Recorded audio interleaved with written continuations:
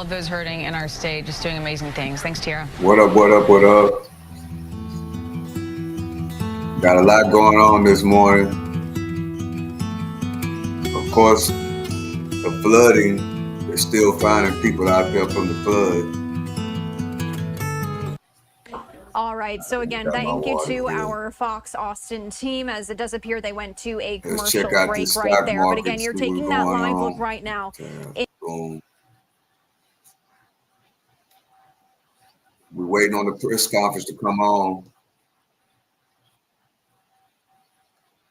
But we did get a good W-shaped pattern.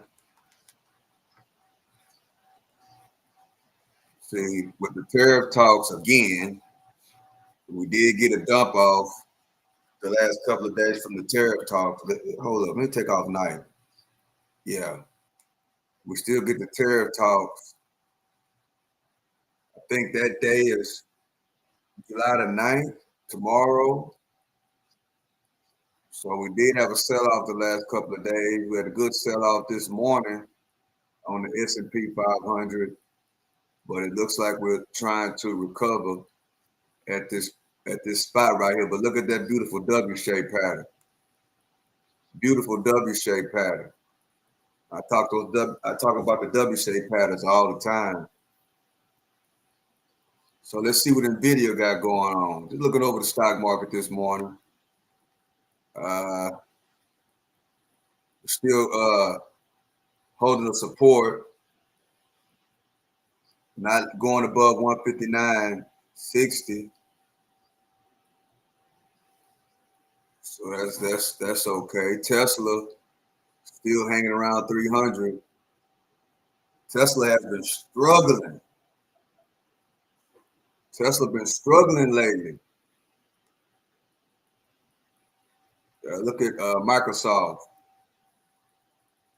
hanging around. Let's see about Bitcoin. Bitcoin is still holding strong. Still holding strong. That's the thing. But NVIDIA has been rolling as we all-time highs are right around 161 on NVIDIA. NVIDIA is rolling. So I'm not going to stay on this that much longer. Let's see. What else do I need to look at?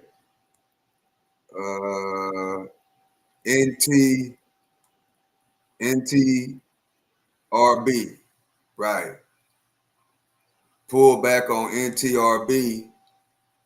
No, NVTS. That's what we need to look at. NVTS is right. Pulled back from $8 all the way back down to a little under $7. On this, my entry price, well, I missed it, was right around $6. So I missed my entry price.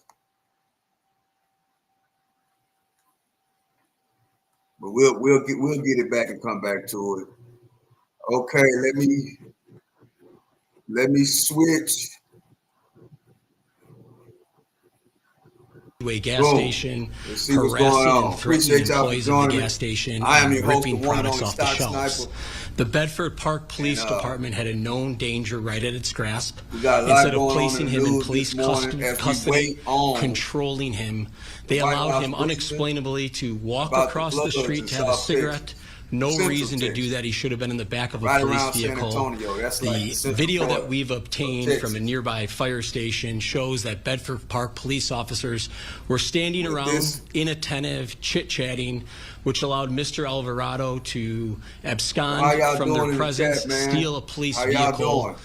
Even when officers see that he's in a police vehicle and taking off, there's just zero urgency from this video. Unfortunately, he took off. A pursuit occurred, and today,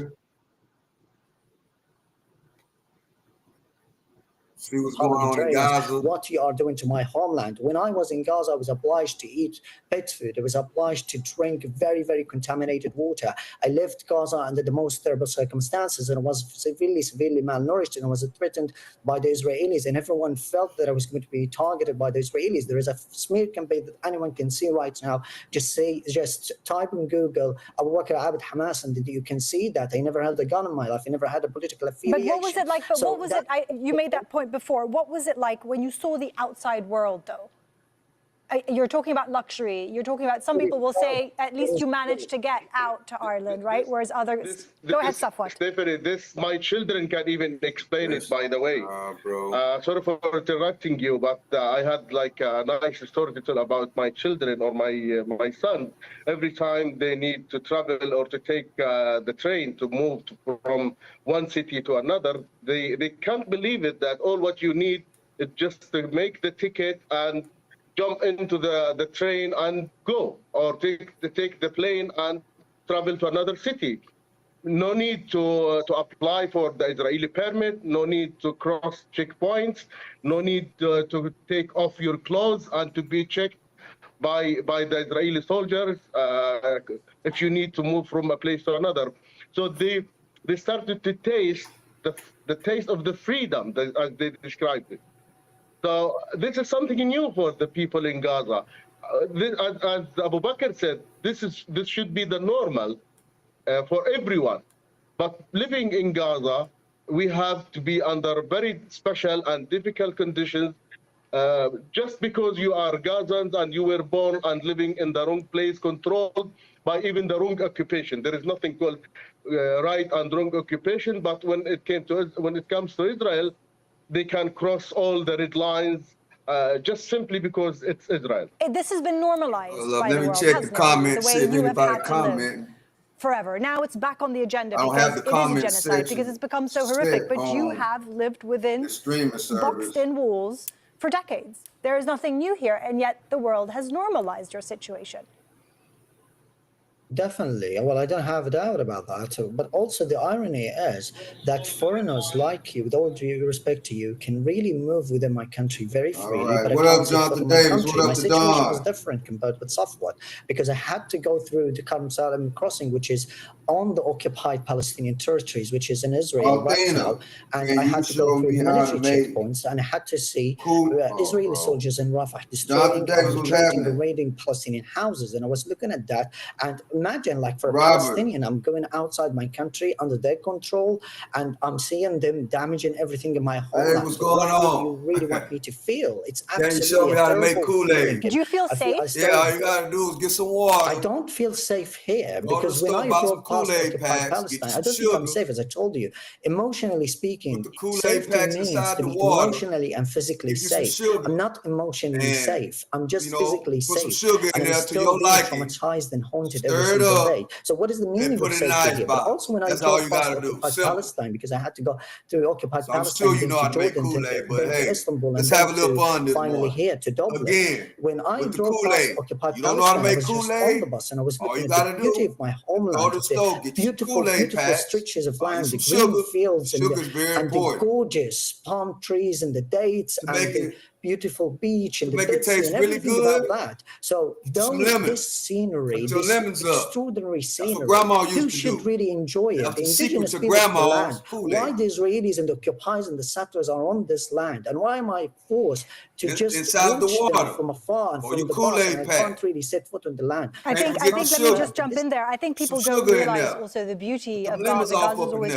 presented as great, as dire, as run by Hamas. Everyone holds weapons. People have absolutely no idea of the beauty of Gaza, the beauty of its people. It has turquoise waters. It has, Safwat and I did a story on strawberry farms in Beit Lahia. Remember, Safwat, up in the north, the sweetest strawberries I've ever tasted.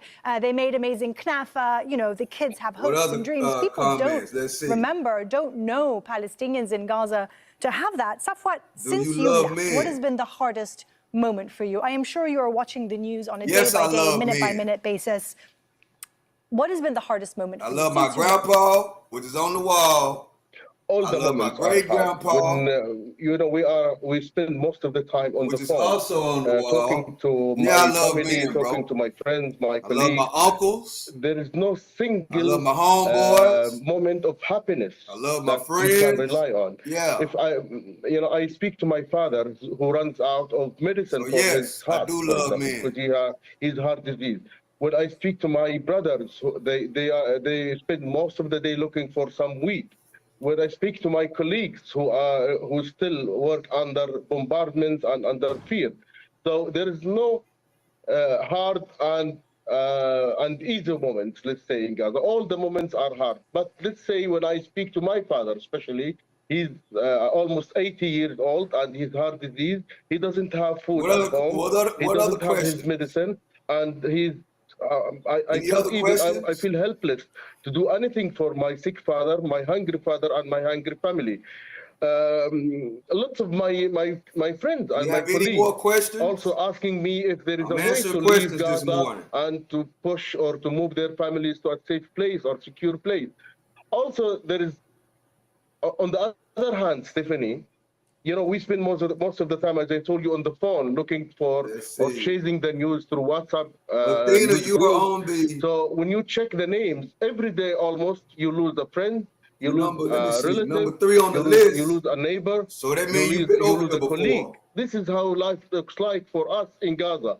I'm trying, I advise even my children not to follow or not to the channel, guys. Subscribe to the channel. I want them to recover and appreciate everybody that's been subscribing to the channel. The numbers are going up. As I said now, I live here near the mountains, and every time we have the Italian jet hovering, we all feel afraid, and we still feel like we are still in Gaza for a few seconds until we realize that this is something normal here. After almost a year and 2 months, we still have this trauma. Back to Gaza, as I told you. Sorry, I want to jump in. Do you know the state of your home in Gaza City? Did you manage to see it? Did someone update you? Do you know what's happened to it? Well, let's say partial damages, and some tank shells landed on the top roof of my house. But it's still standing. My father is staying in my house because the family house in Jabalia, that's not Danny DeVito. Like thousands of houses completely destroyed. So my father and my brothers are staying in my house in Gaza. Hopefully that the Israelis do not bombard it and erase what's left from my house. Man, look how Gaza look, guys. My neighborhood, and I destroyed, bro. Look at that! Wow. I couldn't recognize my neighborhood. I mean, in general, I couldn't recognize my street. Wow, bro. There's trouble everywhere, Stephanie. So this is not my Gaza. This is not my house. That's Gaza, guys. Look how I look. So everything is changed. Not only the demography, the thing is, where do these people live at, even bro? the dreams there have been changing. Abu Bakr, they living in these do you buildings? think you're ever going to be going back? Safak there says it's not my Gaza. Everything has changed. They need to end that war, bro, so the people can rebuild. Gaza has recognized the war. For them to rebuild. Of course, America is going to send them money has exposed to rebuild the country. Y'all do know that, right? I agree that Gaza has been wiped off the map. I agree that Gaza has been gutted and the people there are gutted, and I'm gutted, I'm devastated. Well, I agree on everything on that. However, we are going to rebuild something. I know that it's a very, very difficult fact. We got the tariffs that we got to worry about again. Homes, we no longer have anything. But that is a symptom of the hypocrisy of the West. What will that Trump is a symptom of the reality that we're living right now in Ireland. The extension that is the government here that is still funded the genocide in Gaza, letting fighter jets go through its airspace to land in Israel and kill us. That's what we are dealing with. That's what we have to address right now. And also, for me, in personal level, as I told you, I would really prefer living in a grave with animals around me rather than having the best castle here and the most luxurious castle, because being without friends, being without a family, being without anything doesn't mean anything to me on a personal level. And also because you spoke about the hardest moments here is that I'm able to hold one by two hands. Prices have been, pretty stable. Is eating nothing. It's not finding a single some prices either go down or remain the same. So why is that happening? Why Israel? We have to ask these questions all the time. Why Israel is still blocking the invade? Why Israel is not allowing wheat, flour into Gaza? Why?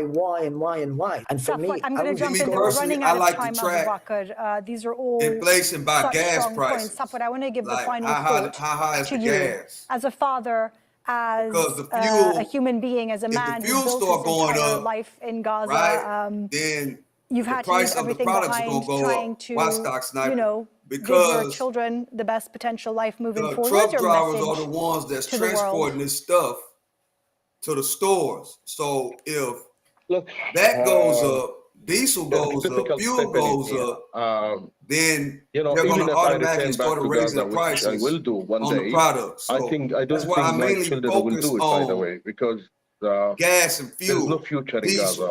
I wish that they will get back to me with me, oil prices. We try all together to rebuild what the Israelis destroyed. And that's how I gauge it. If that starts going up all the time in my area, if I start seeing gas get above $3, go to $3.10, go to $3.25, then I'm gonna say, then I think, well, okay, everything else is going to go up too. The weapon they have been sending to the Israelis. As long as gas stays relatively the Israeli same, the soldiers. well, if it goes up 10 cents, they kill fine. our children. That's not really The world must do something imminently to as long stop as the it Israeli stays plan. right where That is it's something at. that's been called for decades. And then pay attention to the stores for the Palestinians. on Safwat and different Abu things. Bakr, Actually, I've been seeing a lot of things on sale today, and thank you for being part It of also the has something to do with, and I'll see you soon.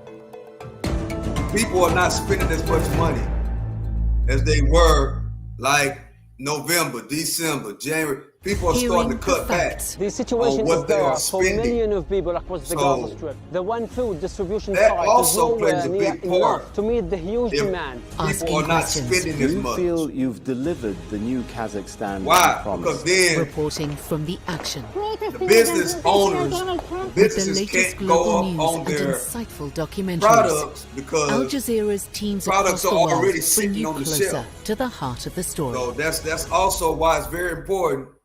Around 3/4 of sub-Saharan Africa's cultural heritage is on display in Western museums. That helped. This didn't happen right, overnight. To keep the inflation They were robbed down. over time. The first episode reveals how European colonization removed tens of thousands of artifacts. What we've got to realize is that we control and the uphill struggle to reclaim the market. We control restitution. Africa's all stolen this art. stuff. So if Episode we don't 1. buy it, it don't on Al move Jazeera. off the shelves, guys. Hard-hitting interviews. So As a former leader of a G7 be aware of that. how worried are you? Facing reality. Last thing they What want kind of leader would is you for those like to see take the shipyards country forward after to this be interim backed up period with is over? containers. Not go back. The last thing they want. Regime that we have. Thought-provoking They don't want the answers. What product exactly was the sitting pressure? Who was on it the coming from? shipyard, Were bro. threats They don't want made? that. Pro-Israel groups They want are it very moving. active in each country. This is no secret. Hear their what story they want. on Talk to Al Jazeera. Every year, India produces more than 7 million tons of textile waste and imports 500,000 more. These discarded materials fuel a lucrative recycling industry. 101 East investigates if this green solution comes at a toxic cost. A very India, effective the world's way textile wasteland. trying to build on Al something, Jazeera. right? Ever wondered what a fairy you're tale spending sunrise looks like? basically no money, Welcome to Uzbekistan. That's a quick way to land of come up. 1,001 As long as you got a sunrises, common goal, where each dawn is like you got never a before. goal. Like you gotta have Where a ancient goal, palaces bathe What in is the your golden end goal? morning hues. right? A What journey is your that takes end you to the goal? most beautiful scenes. If your end goal is Live to the adventure. start a And business, remember, make a wish on the many invest in shooting something. stars that await. You gotta raise Uzbekistan, capital. explore the magic. you got a timeline on when you want to raise this capital. Best way to do it is basically figure out a way where you don't have to spend no money, specifically on your living expenses like your rent,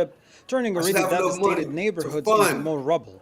This mechanic For shop. the more than 2 million people trapped inside Gaza, these negotiations are far removed from their daily struggle to survive. So I can go in business Yet for despite myself. the rising death toll, many cling to hope and talk of peace. But see, a lot of times we want to people go back to will our homes, even if they are rubble. We want a get ceasefire and distracted, to be able to go right? back to our homes and A lot of neighborhoods. times people will Let aid and food come in. We are move in exhausted. with This is somebody not a day or else two of our lives. just to spend These more are money. almost 2 Now they years going of to the brutal clubs war. more. Where is the world So to it help depends on us? what your goal is.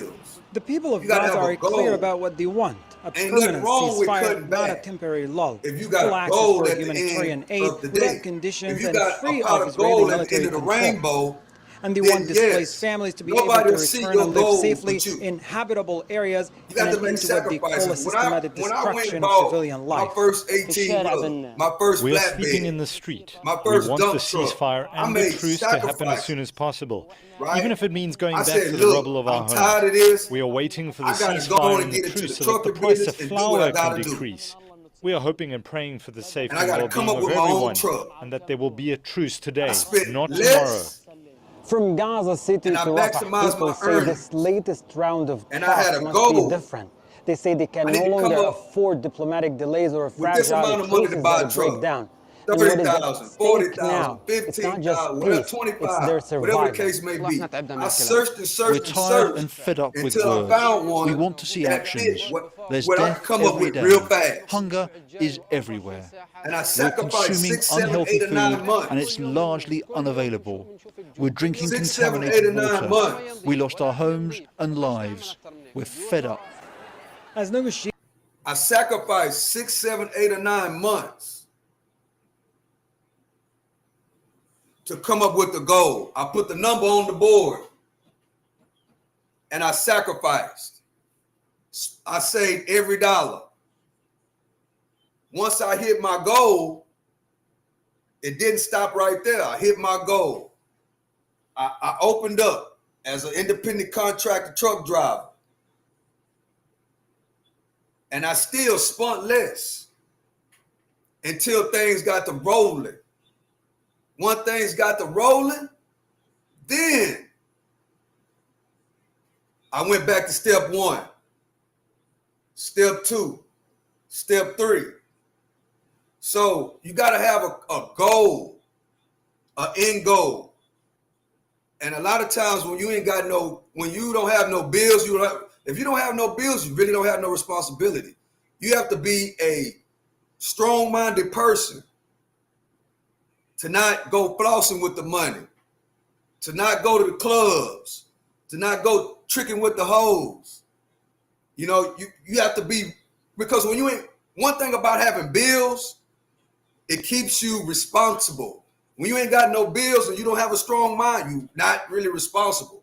If you say, well, I'm gonna go down from this 3-bedroom house and go back to my mama's couch, as an example, it shouldn't take you no longer than 8 or 9 months or a year to get to your goal. Like I said, it took me about 7 or 8 months to come up with the money to get my first truck. But guess what? I worked. I didn't care what nobody thought. I didn't care about nobody saying, well, he went backwards. He's not in that big house no more. This, that. I didn't care about none of that. Matter of fact, I wasn't even around nobody no more because I stayed focused on what I needed to do. I stayed focused on that number I needed to make to get that truck. That's what I did. So I didn't hear none of the noise. Well, back then it wasn't no internet, but it wasn't no social media. I didn't hear all of the noise. I stayed focused on what I needed to do. And I lived like that. I didn't start buying designer clothes with the money I was saving from not, paying a mortgage. I didn't go to the clubs. I worked as much as I could, and I slept. And I worked and I slept, I worked and I slept, I worked and I slept until I came up with that number. That is a real good blueprint. It's called making the earn, spending less, and invest. 3 things. That's all it takes. But those three things, as simple as it may seem, is very difficult. Especially when you realize that you ain't got no bills no more. You ain't got to worry about paying that $3,000 a month or $2,000 a month. You don't have to pay nothing every month as far as your housing. But you working. Sometimes doing that will make people actually stop working as much. It'll actually make people stop working as much. So you have to be a real strong-minded person to do that. But that's the quickest way to come up. Quick way. And of course, you're going to have people talking. Oh, man, he back with his mama. Oh, man, he's living with his brother. Oh, man, he's living on his sister's couch. Or whatever.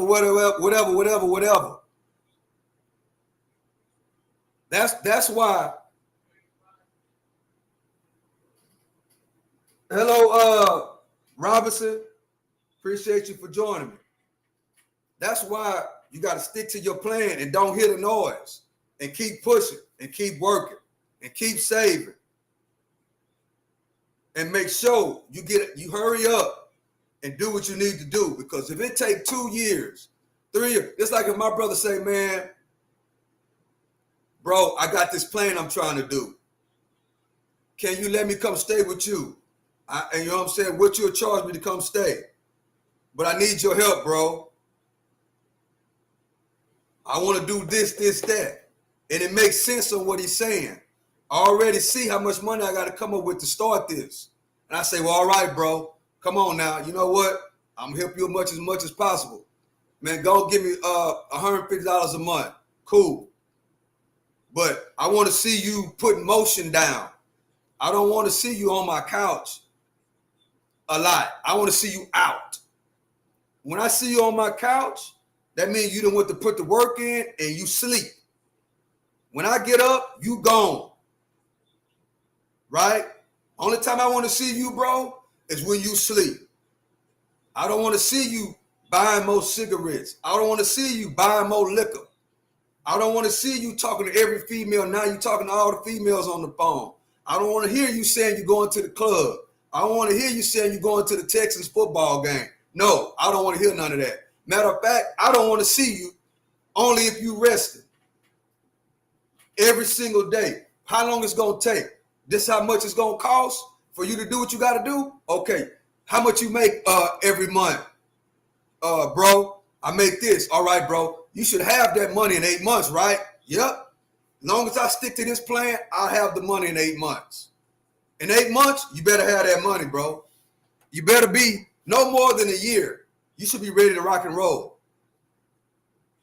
If not, you bullshit. You shouldn't be still on my couch 2 years later. You shouldn't still be on my couch 3 years later.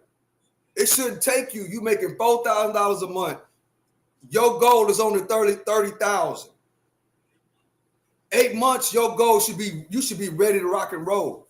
Not only, if you only make $4,000 on your job, you better be trying to drive Uber and DoorDash with your car to make a little bit more money. You should be working 18 hours a day. You should be working 18 hours a day if you on my couch. You should be working. Your whole process should be hustling. Your 8 hours should be sleep. Probably not even 8. Probably 4 or 5.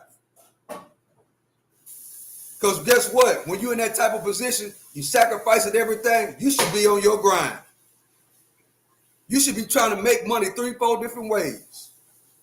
You should not be working that one job with that $4,000. No. You need to speed up the process. You're going to work that job. I want to see you driving Uber or DoorDash when you get off.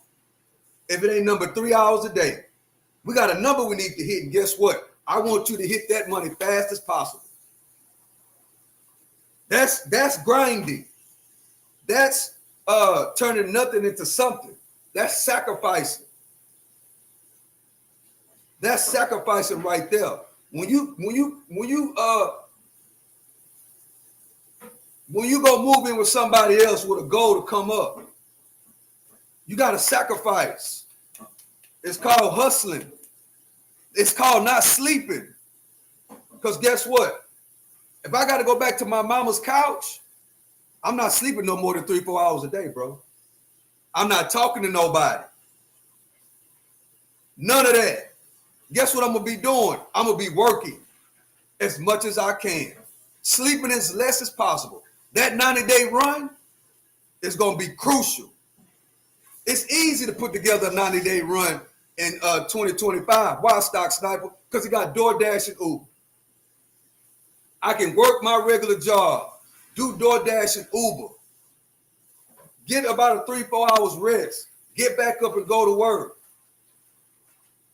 get off of work, get back doing DoorDash and Uber.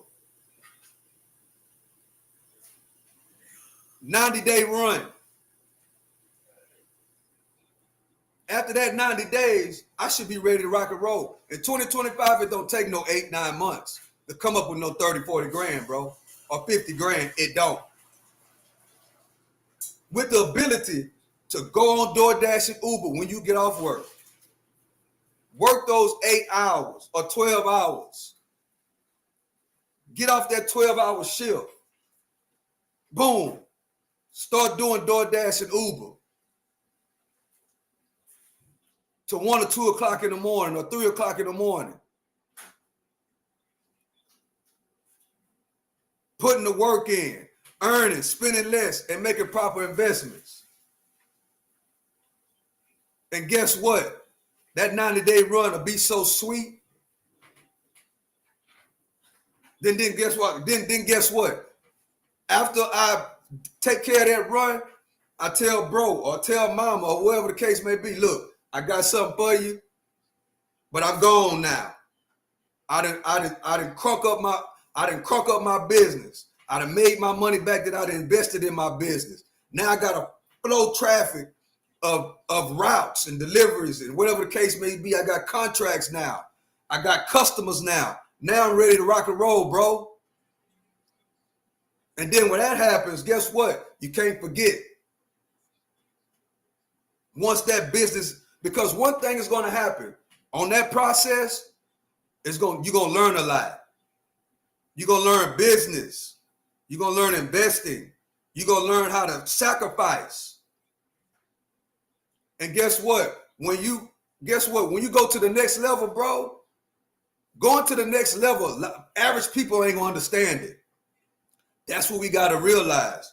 When you got a common goal, when you have a goal to open up your business, a mechanic shop, a barber shop, buying your first 18-wheeler or flatbed or whatever the case may be, your taco stand, whatever the case may be, guess what? Nobody's going to understand the grind. Nobody's going to understand the sacrifice, bro. A regular person ain't going to understand the sacrifice. If you go from a 2-bedroom house, living in a nice neighborhood, and all of a sudden from the outside looking in, you sell your house and everybody see you back with your mama or you back on your brother's couch.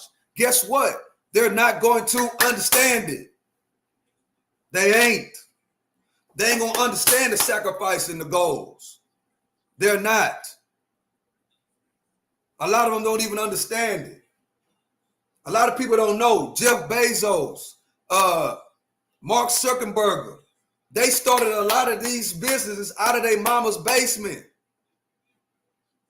out of garages. A lot of them quit college. Mark Zuckerberg was a college student and he quit college. Why? Because he wanted to chase his goal of building Facebook. A lot of people didn't understand the grind. You hear all these stories. Nobody understands the grind, bro, when you're making sacrifices. But the thing is, you got to be focused on that grind. You got to be focused on the goals. You got to stay focused and you got to have your plan down and you got to stick to that plan, especially when you give up your lifestyle and go sleep on somebody's couch. When you asking somebody to help you and give you that couch, you have to really be 1,000% in with your plan. You have to be 1,000% in with the motion that it takes. You got to be 1,000% ready to rock and roll. You have to be 1,000% in the motion. You got to say, I got a 90-day run. I got a 180-day run. I got a 365-day run. After these 365 days, bro, I'm telling you, you're going to see all this that you doing for me, bro, and all the sacrifices that I made, everybody on the outside looking in, seeing this sacrifice that I'm doing, you're going to see progress.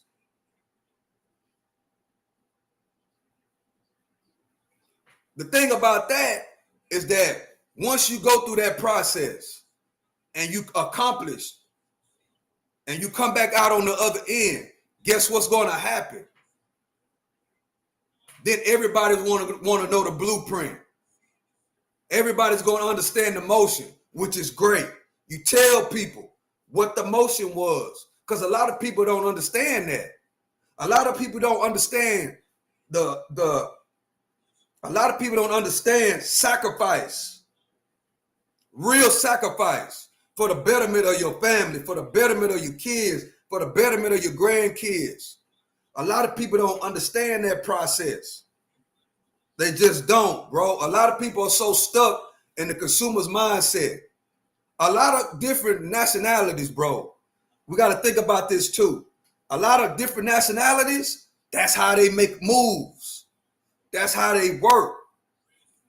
A lot of we looking at Gaza right now. All these people from overseas, guess what they do? It might be 15 people in the house. It might be 15 families in the house.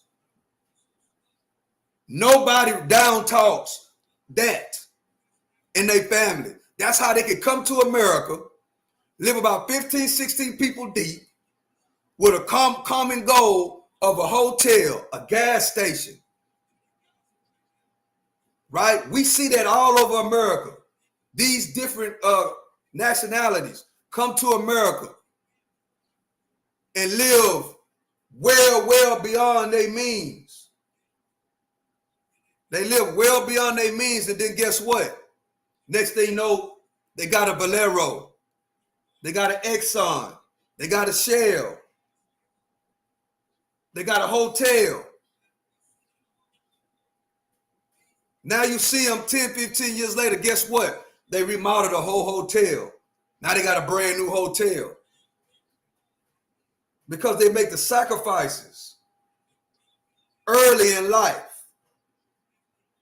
We see that all the time. We see that all the time. Please stop. If you don't like it, you can go and go.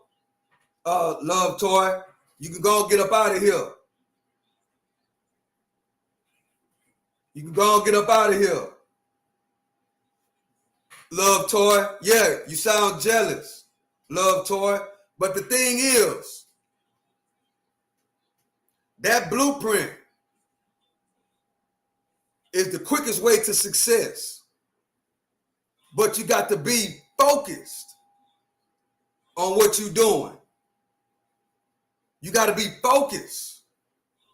See, here in America, we so used to the American type of way is that when we do the same thing that they do, it's talked about, right? They down talk to people for sacrificing, for trying to build something for their family. They talk about it.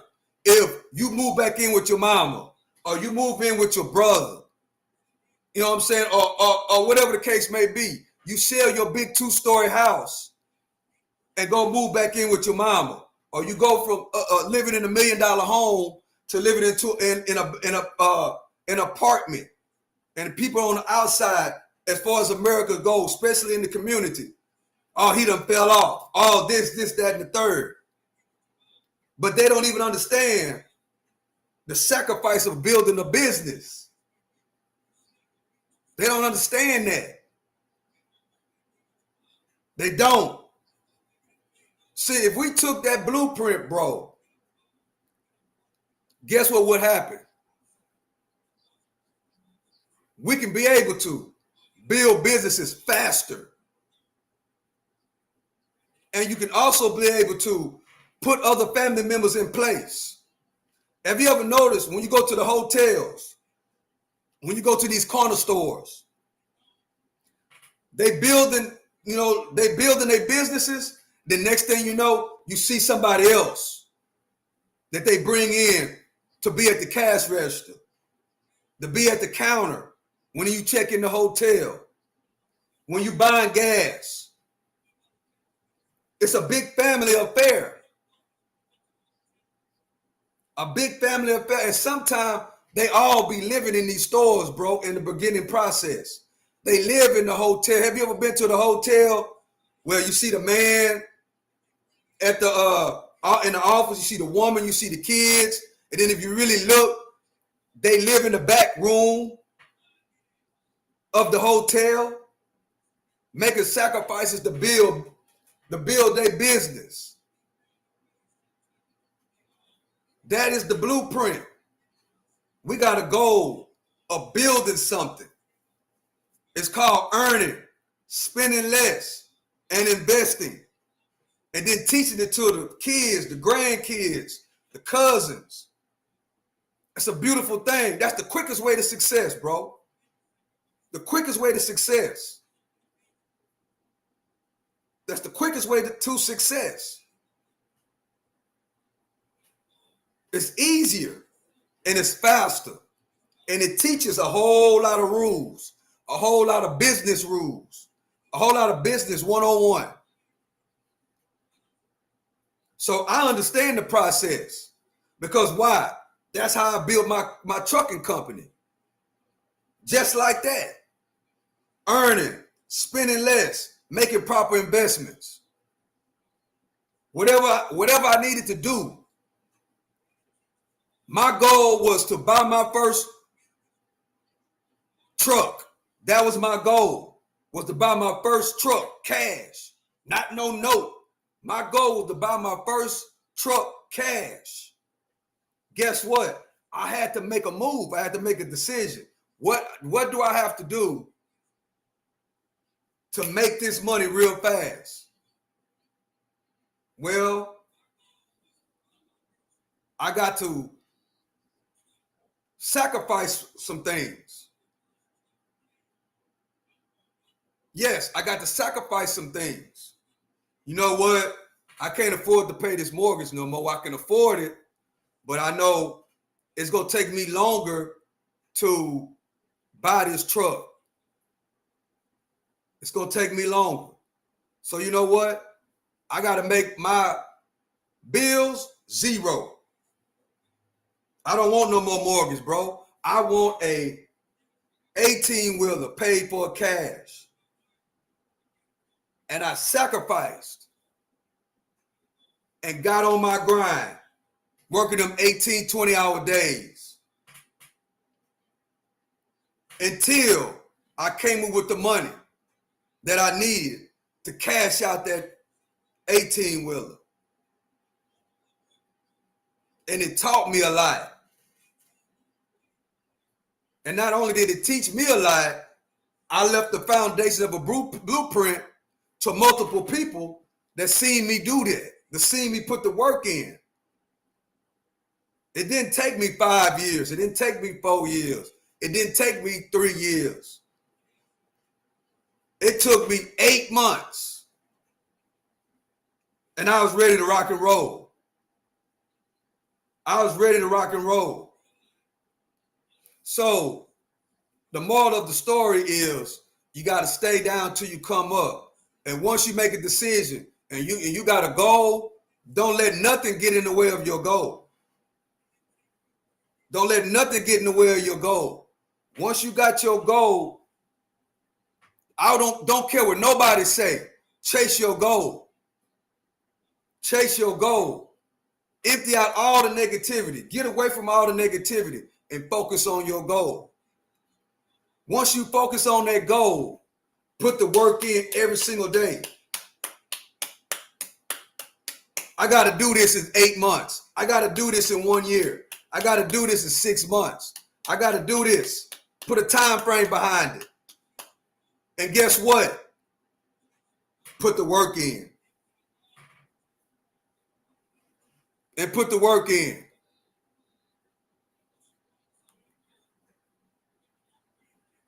All right, let me get back to this, guys.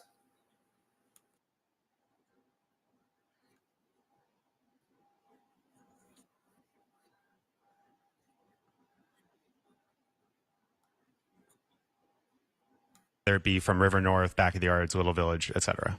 Well, yeah, I'll pass it to our deputy mayor. You know, one of the things that, you know, I did do is I spent some more time with CVI this weekend, and there are many CVI groups across the city that do that work all day, every day.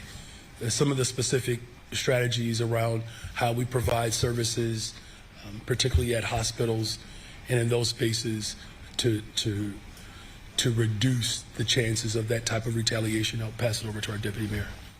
Yes, thank you for that question. One, I want to start by just prefacing, you know, I'm not going to speak specifically about any case because obviously they're all under investigation, but the work that we do to stop retaliation is deep and it's thoughtful, not only from the Chicago Police Department, as the mayor mentioned, we work with our community violence interrupters as well. So when we know that there are conflicts in particular areas, we deploy resources in those areas, meaning Chicago Police Department, our street outreach teams, our victim services teams as well. In response to those mass shootings throughout the weekend, we also launched multiple incident response protocols. Those incident response protocols map out the area in which the incident happened, what resources are needed there, being city resources, community-based organizations, victim services, you name it. Each of those areas gets an assessment with those street outreach partners. Those folks deploy to the ground almost instantly. As the mayor mentioned, we also have teams at hospitals from our hospital-based violence prevention, along with victim services teams from the Chicago Police Department, to talk to those families, to talk to those victims. Sometimes victims are forthcoming, sometimes they're not. But having a better sense of what is happening there while having folks on the ground, both at the hospital and at the scene, helps, one, try to calm those neighborhoods down to make sure those resources are there, but also making sure it is not just that night that the incident happened. So there's constant follow-up.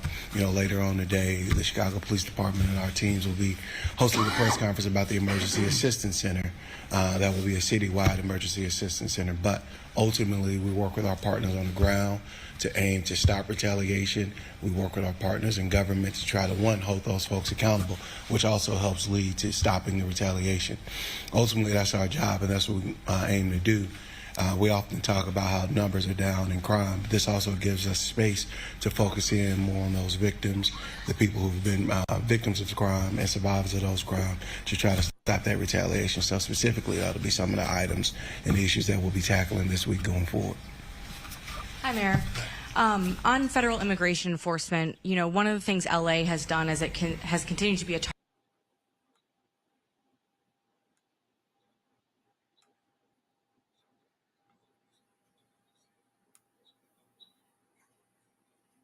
The threats are fading. Well, now on our top story in the war on Gaza, Israel is again killing people at food distribution centers run by the notorious Gaza Humanitarian Foundation. That's the organization set up by the U.S. and Israel to replace the United Nations in the Gaza Strip. At least 8 people have been killed in the last 24 hours and 74 injured.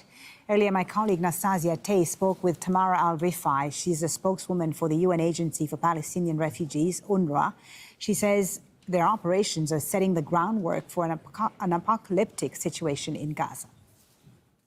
I work with the largest humanitarian organization in Gaza, and calling it humanitarian city is almost an insult to the humanitarian principles, because there is nothing humanitarian or humane about seeking to confine first 600,000, but then the entirety of the population in Gaza into a space that is highly vetted by the Israeli forces. That essentially moves Gaza, previously known as the largest open-air prison in the world, to the most confined, the most overpopulated open-air prison in the world, where the freedom of movement and the access of Gazans in and out of that place is highly, completely regulated by the government of Israel. Nothing humanitarian. Bring them now. Put that in English, bro. What does that mean in English? I want to know. Appreciate y'all for hitting the like button. 13 likes. Appreciate y'all. Bring them now. Educate us on what that means in English.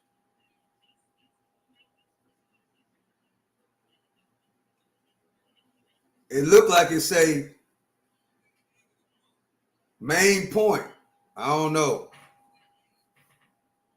What does that mean in English? Bring me now. Bring them now. What does that mean in English?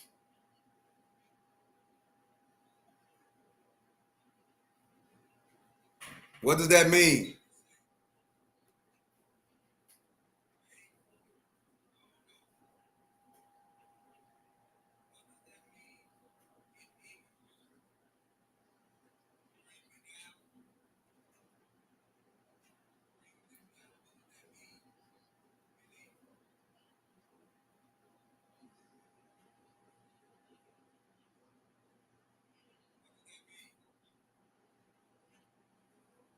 The hostages.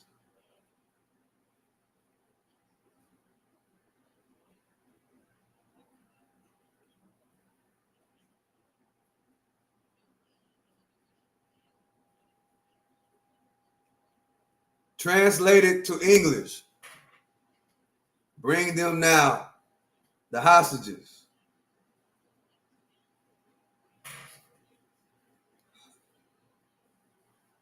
Into the military and police in Syria. And many observers have suggested a normalization of ties between Syria and Israel, but the move could lead to a complex diplomatic situation. Bring the hostages now. Pharma bin Javid is in Damascus with more on that and the removal of Gaza, the terrorist designation for Israel HTS. war. Need to end this. So far, the reaction from the Syrian government has been muted about both issues, the overtures and the policy circles in Washington, D.C. talking about the normalization or improvement of ties between Israel and Syria. We have seen some report in the Israeli media about the possibility of improvement of ties between these two countries brokered by the United States. And then there is the lifting of the sanctions on Hayat Tahrir al-Sham as a designated terrorist organization from the U.S. State Department.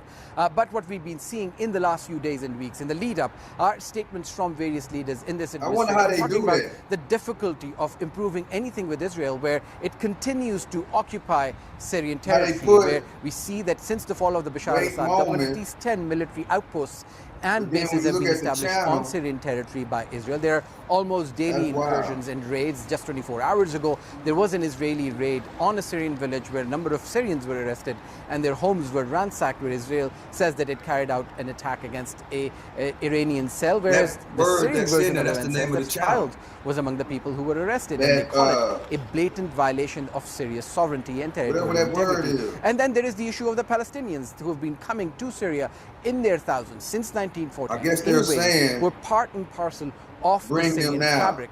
People here and leaders here say that unless there is a resolution of the Palestinian issue, it will be difficult for this administration to present to its people in politics an issue of improvement of ties with Israel, because there will be no resolution of the Palestinian issue. So yes, there is talk of some improvement of ties, but there are a lot of hurdles which remain, not just internally, but there are concerns from neighboring countries, including Lebanon, Jordan, and Turkey, of what this approach now will look like. So if there is a movement towards improvement of ties, there's a lot of groundwork that needs to happen both internally and across the region.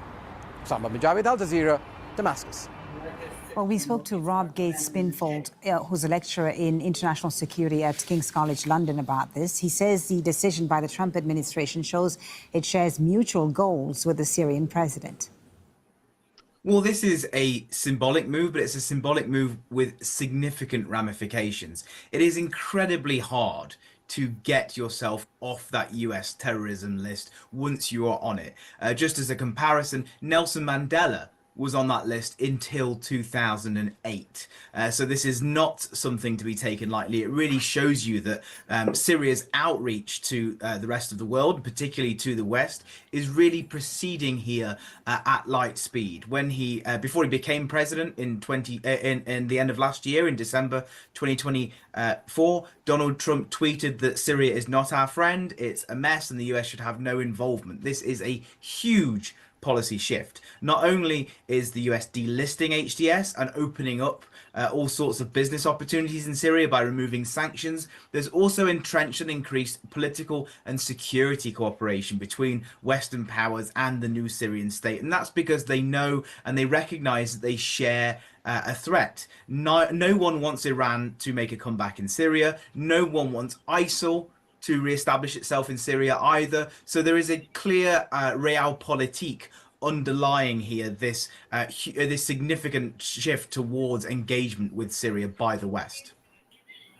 The International Criminal Court has issued arrest warrants for two of the Taliban's top figures in Afghanistan. The group's supreme leader, Hibatullah Akhundzada, and Chief Justice Haqqani are accused of crimes against humanity and systemic gender-based persecution. The court says there are reasonable grounds to believe the senior Taliban officials have ordered discriminatory policies targeting women and girls. The ICC says the violations have been taking place since the Taliban regained control of Afghanistan in August of 2021. Now to Brazil, where President Luiz Inácio Lula da Silva is hosting India's Prime Minister Narendra Modi following the conclusion of the latest BRICS summit in Rio de Janeiro. Modi received a 21-gun salute upon his arrival at the president's official residence. His visit is aimed at strengthening bilateral relations in trade, defense and energy. And they're meeting just after U.S. President Donald Trump threatened to levy an additional 10% tariff on both India and Brazil, along with other BRICS nations, which he accused of anti-American policies. Let's bring in our Latin America editor, Lucia Newman, for more on this. She's joining us live from Rio. Doctor, I don't want to block you, bro.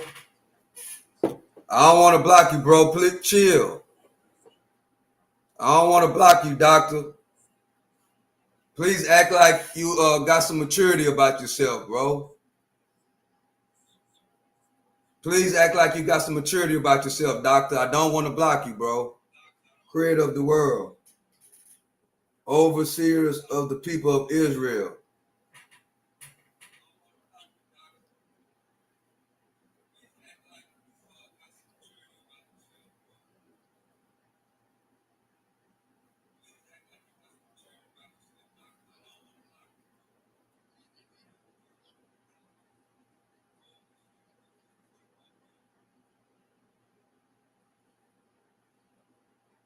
Come on, doctor. Don't be childish, bro. This is not the daycare center. Don't make me feel like I'm in the daycare, bro. Thank you. Appreciate you. I don't want to feel like I'm in a third grade class teaching kids, bro. I don't want to feel like that. Thank you, doctor. I appreciate you, man.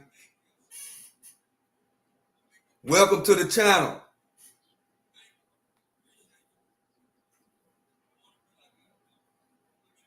Thank you very much, Lucia Newman, live for us in Rio de Janeiro. Now, the U.S. president has delayed imposing higher tariffs against imports just one day before they were due to come into force. Donald Trump has separately sent out letters to 14 countries, including Japan and South Korea, detailing the levies they face. Trump says the new levies will come into force on August 1st unless new trade deals can be struck. Now, Ireland, with historically close links with the U.S., is one of Trump's top targets for higher tariffs. That's because it's home to many hugely profitable U.S. pharmaceutical companies, and Trump wants to bring jobs home. Jonah Hall visited a county Cork to see how residents are bracing for the possible impacts of those tariffs. If you're being treated for a condition like cancer or rheumatoid arthritis, psoriasis, Crohn's or Parkinson's disease, there's a... I'm trying to figure this. The number 3 guy on the leaderboard, I'm trying to figure out, because it seems like to me like it has your message as like it's your YouTube channel. I'm trying to figure it out, bro. I'm an old man. So bear with me. I'm trying to figure out, is this, okay, creator of the world and overseer of the people of Israel.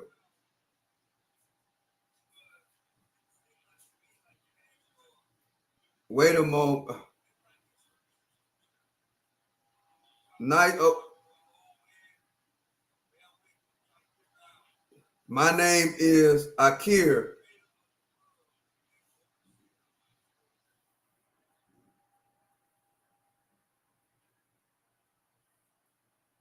Hold on, doctor. I'm trying to figure out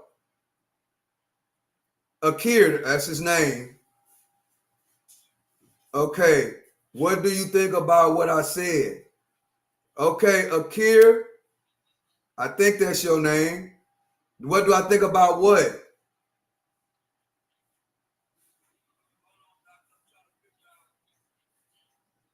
What I think about releasing of the hostages? I think they should release the hostages. I think they should end the war. That's what I think. I think that's what you're asking me.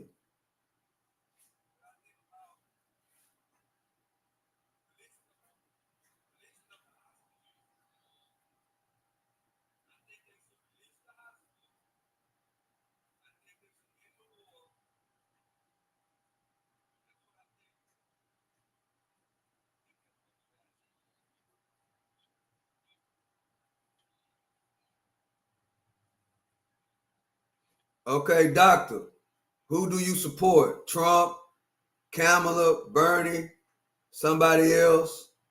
None of the above.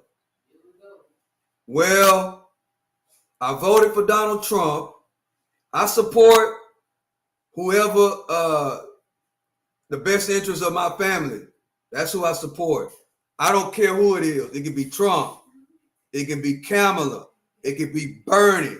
It can be Joe Blow. Whoever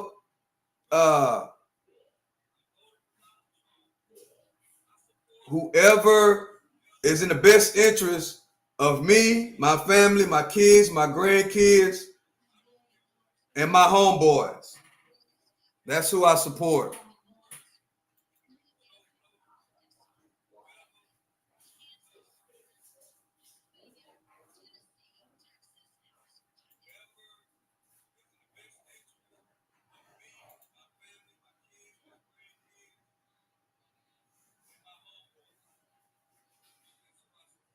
Say it again. I didn't understand. Okay. I want them to leave Israel alone. Yes, I want them to leave Israel alone. I want them to free the hostages. I want Israel. I want Gaza, Palestine to be back like it was, bro. I don't want to see how it's looking. I don't like that, bro. End the war, free the hostages, and rebuild Gaza.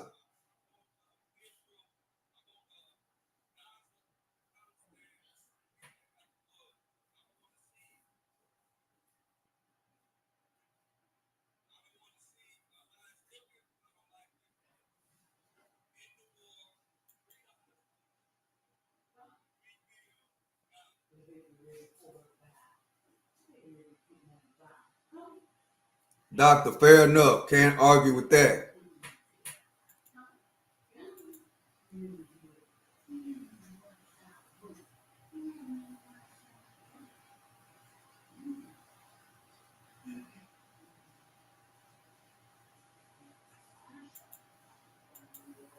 Yeah, doctor, a lot of people, they come across my channel, they think I'm MAGA, right? Because I got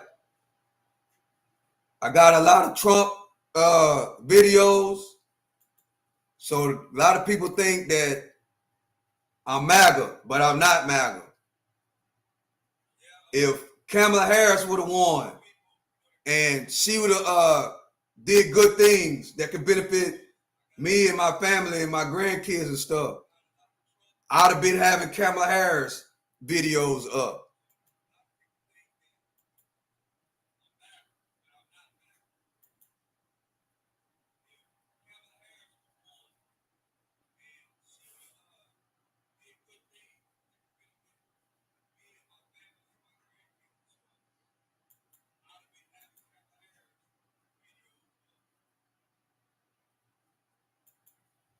But you know, I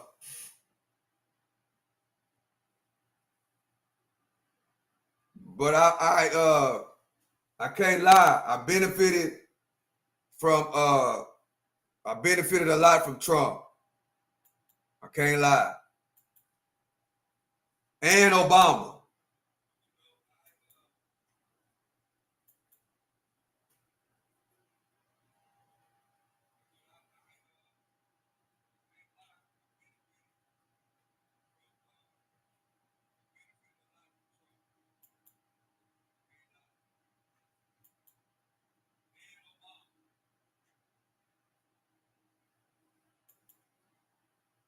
Right, I'm trying to change this over here. Head, pay 30% of what? Still pay 30%. What you talking about? Explain. Fake friends in chat per usual.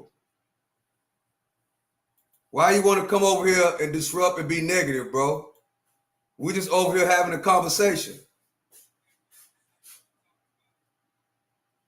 This what y'all voted for. America's great again, bro.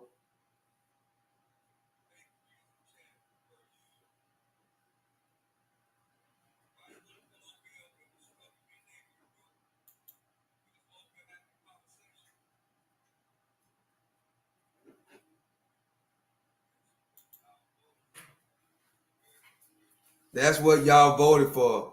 America great again, bro. Okay. What you voted for, Head? Did you even vote? What you vote for?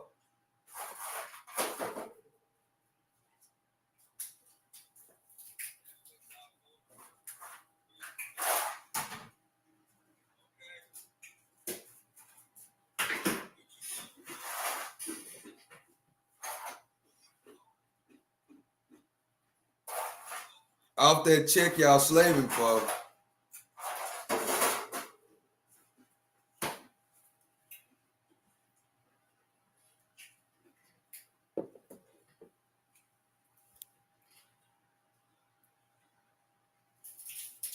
Off that check y'all slaving for. Do you work, Head? Do you work? I voted for my all right. Do you work?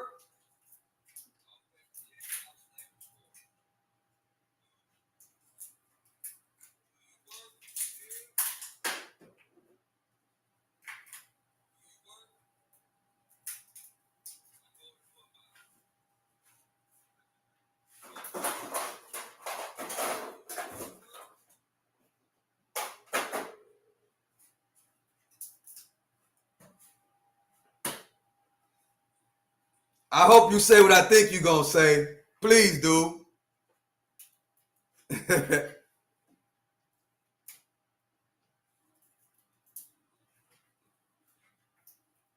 Where you work at, Head?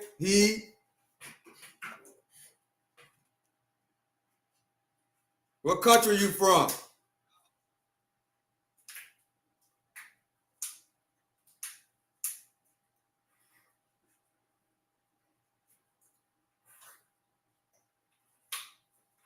Hard work every day.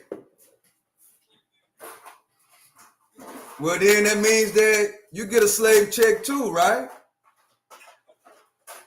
That means you get a slave check. You say you work hard every day.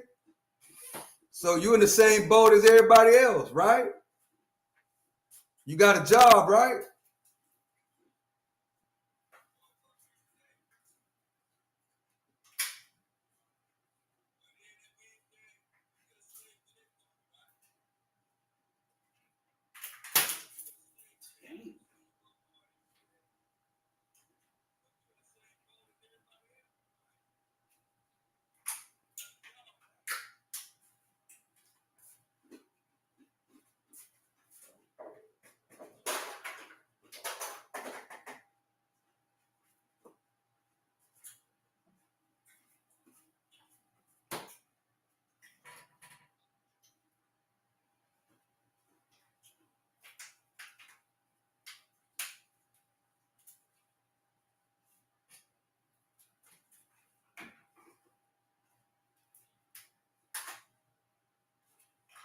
Type the right way, bro.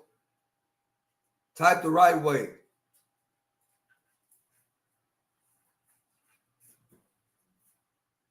So you can be understood. Type the right way.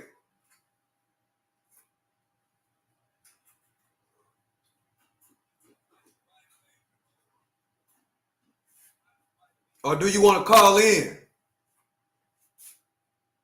You want to call in?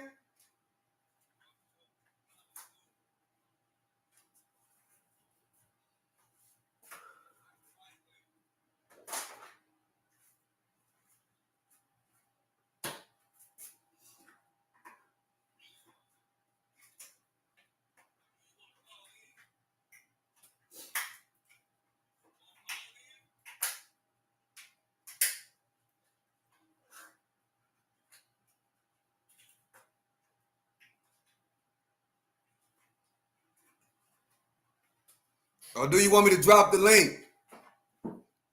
I've never dropped the link before, but guess what? Today is a great day to do it.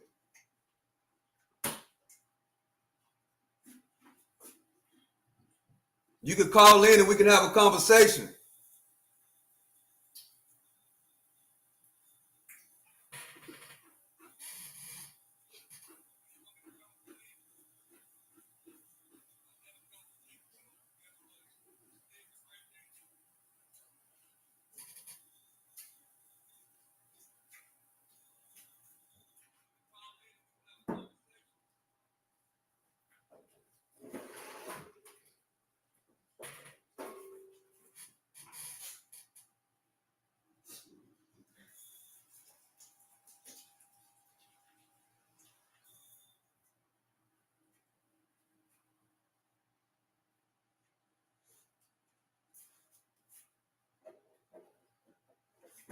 You can have a good conversation with Unc.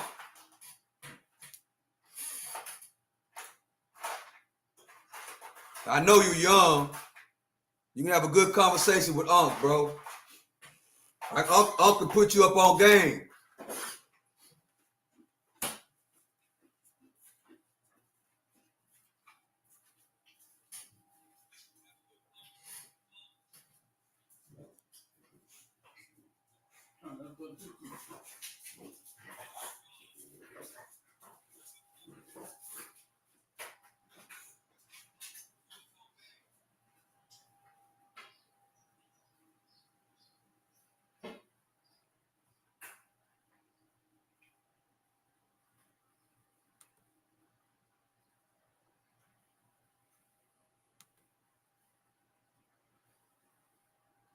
With Texas and the governor has been obviously very good for years with me, but the relationship with Texas and their first responders and us with our first responders and lots of other people, and we brought in a lot of helicopters from all over, and we had a lot of helicopters. It was actually dangerous, a lot of helicopters up there, but they were real pros and they were responsible for pulling out a lot of people, and we got them there fast, and Texas had some good ones too. But the response has been incredible, and the fact that we got along so well, I don't know, I don't even think that's a political thing, but we got along so well, and it was so unified. I think a lot of lives have been saved. That could have been as bad as it was, and you could have lost double or triple. This thing was just really horrible. Well, congratulations on a great job, and I appreciate it. I know you're going down. I'll be going down on Friday with First Lady, who would be taking a trip, and we don't want to get in anyone's way because that's what happens. The president goes and everyone's around focused on. I don't want anyone to focus on us, but it's possible they could have somebody saved still. There's a lot of areas. It's a big area, and it's probably unlikely at this point, but there could be. I mean, they're thinking there could be the possibility, but what a tragic situation. Good job, and we'll see you on Friday, and we'll finish out the day here. I think you've been reading a lot about it's a terrible topic when you talk about financial after this, but we have a big country and we've been doing very well. The tariffs, as you know, are starting to come in at record levels, tremendous amounts of money are coming in to our country. We never did that before. We're not used to it. We only have tariffs going out. We only adhere to the rules of other nations who charge us tremendous tariffs because we were led by stupid people or people without any business sense. And I'd like to ask God, you could maybe talk a little bit about how well we're doing with regard to the money coming in. And the big money will start coming in on August 1st. I think it was made clear today by the letters that were sent out yesterday and today. Go ahead, please. Yes, sir. We will have taken in about $100 billion in tariff income thus far this year, and that's with the tariffs, the major tariff not having started till the second quarter. So we could expect that could be well over $300 billion by the end of the year. We don't agree with CBO scoring, but for those who do, the CBO scored tariff income over the next 10 years at $2.8 trillion, which we think is probably low. And, sir, under your leadership, we're witnessing... And they gave us no credit during this last little, the great, big, beautiful bill. I always use the word great. I add that to it because it really is what it is. It's never been anything like it, actually. And I want to thank all the Republicans that voted for it. And I want to, scold the Democrats because they're voting for tax cuts. They're voting for no tax on tips, no tax on Social Security, no tax on overtime, and many, many other things far more important than that. Great health care. And frankly, every Democrat should lose their election because it was purely political to vote. They were told not to vote for it. So think of it. We got 218 to 2. And then with the Senate, we had 50 to 3. Democrats didn't vote at all, not one positive vote, with all of the good things in there. Economic development money, tremendous border money. Now you're loaded up on the border. And I don't think we're going to need so much of it because we had zero come in last month, so I'm not sure how much of it we want to spend. You may think about that. You may actually think about saving a lot of money because the wall's been largely built and it obviously worked, but you may want to think about that. But so I think it's incredible when I watch the Democrats, and they have standard lines like they had Russia, Russia, Russia. They had the laptop from hell. It all came from Russia. They make things up and they go with it, and they feed it to you people in many cases. And they said, here's a line. And I hear the new line is death. Oh, it's death. Everyone's going to die. There's nothing to do with that. In fact, we're saving our country. Death is from allowing 25 million people into our country, of which 3 or 4 are stone-cold, hard criminals.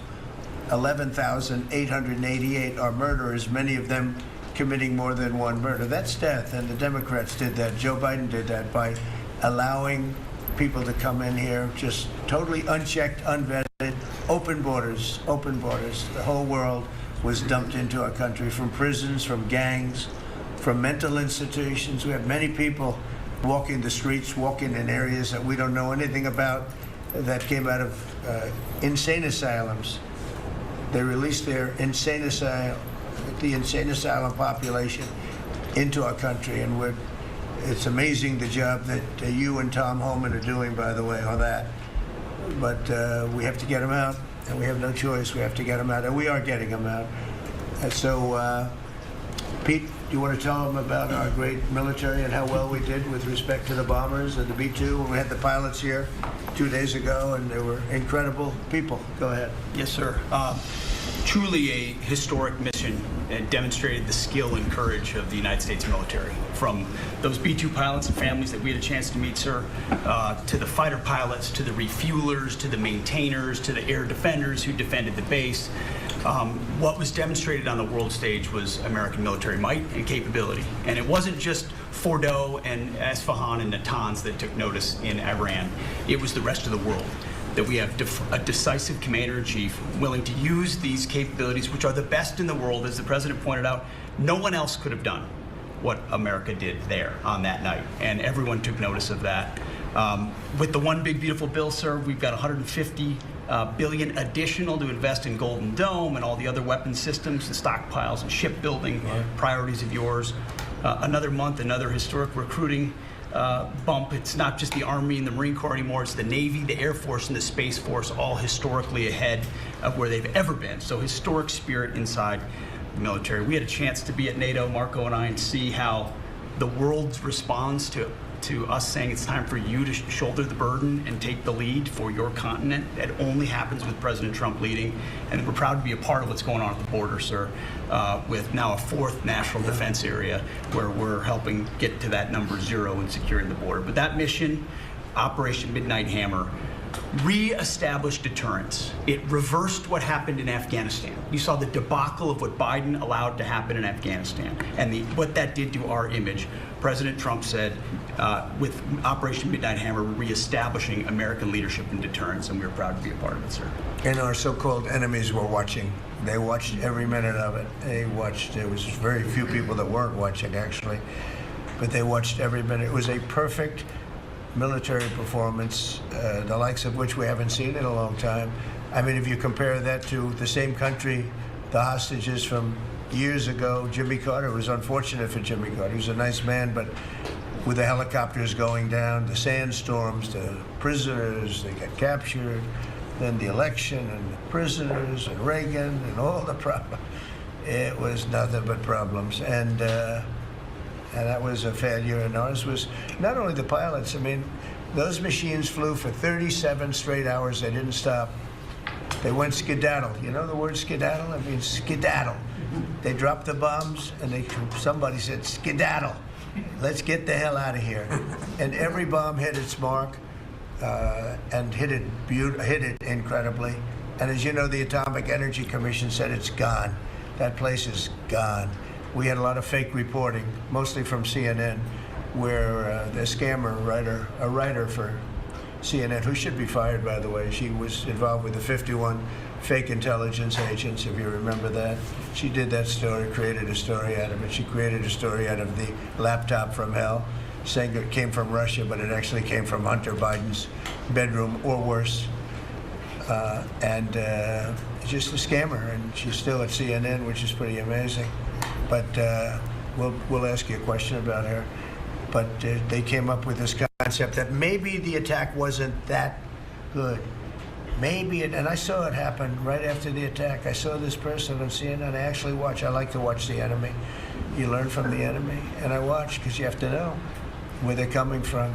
And I watched her say, Anderson, you know, I'm hearing stories that maybe they didn't hit their target. Maybe it wasn't that good a hit. And they were hearing stories. The next day it was a little more, and the next day a little more. After 3-4 days, she was saying, you know, I don't know. I don't think it was that. Except by that time, everybody knew it was hit perfectly. The evidence is in the planes. The evidence the pilots are their best evidence. But they actually came out of their plane because they were here the other day, and they said, it was so sad. We did such a good job. We flew into very dangerous airspace. I'll never forget, we were in the Situation Room, and they said they have entered Iranian airspace, and everyone took a deep breath because they had more missiles pointed at them, but the equipment is so good, it's stealth, way up in the air, and it was stealth, and they went right through that, and they sort of, by the time they found out they were there, they were already gone. That was the word skedaddle, get the hell out of here.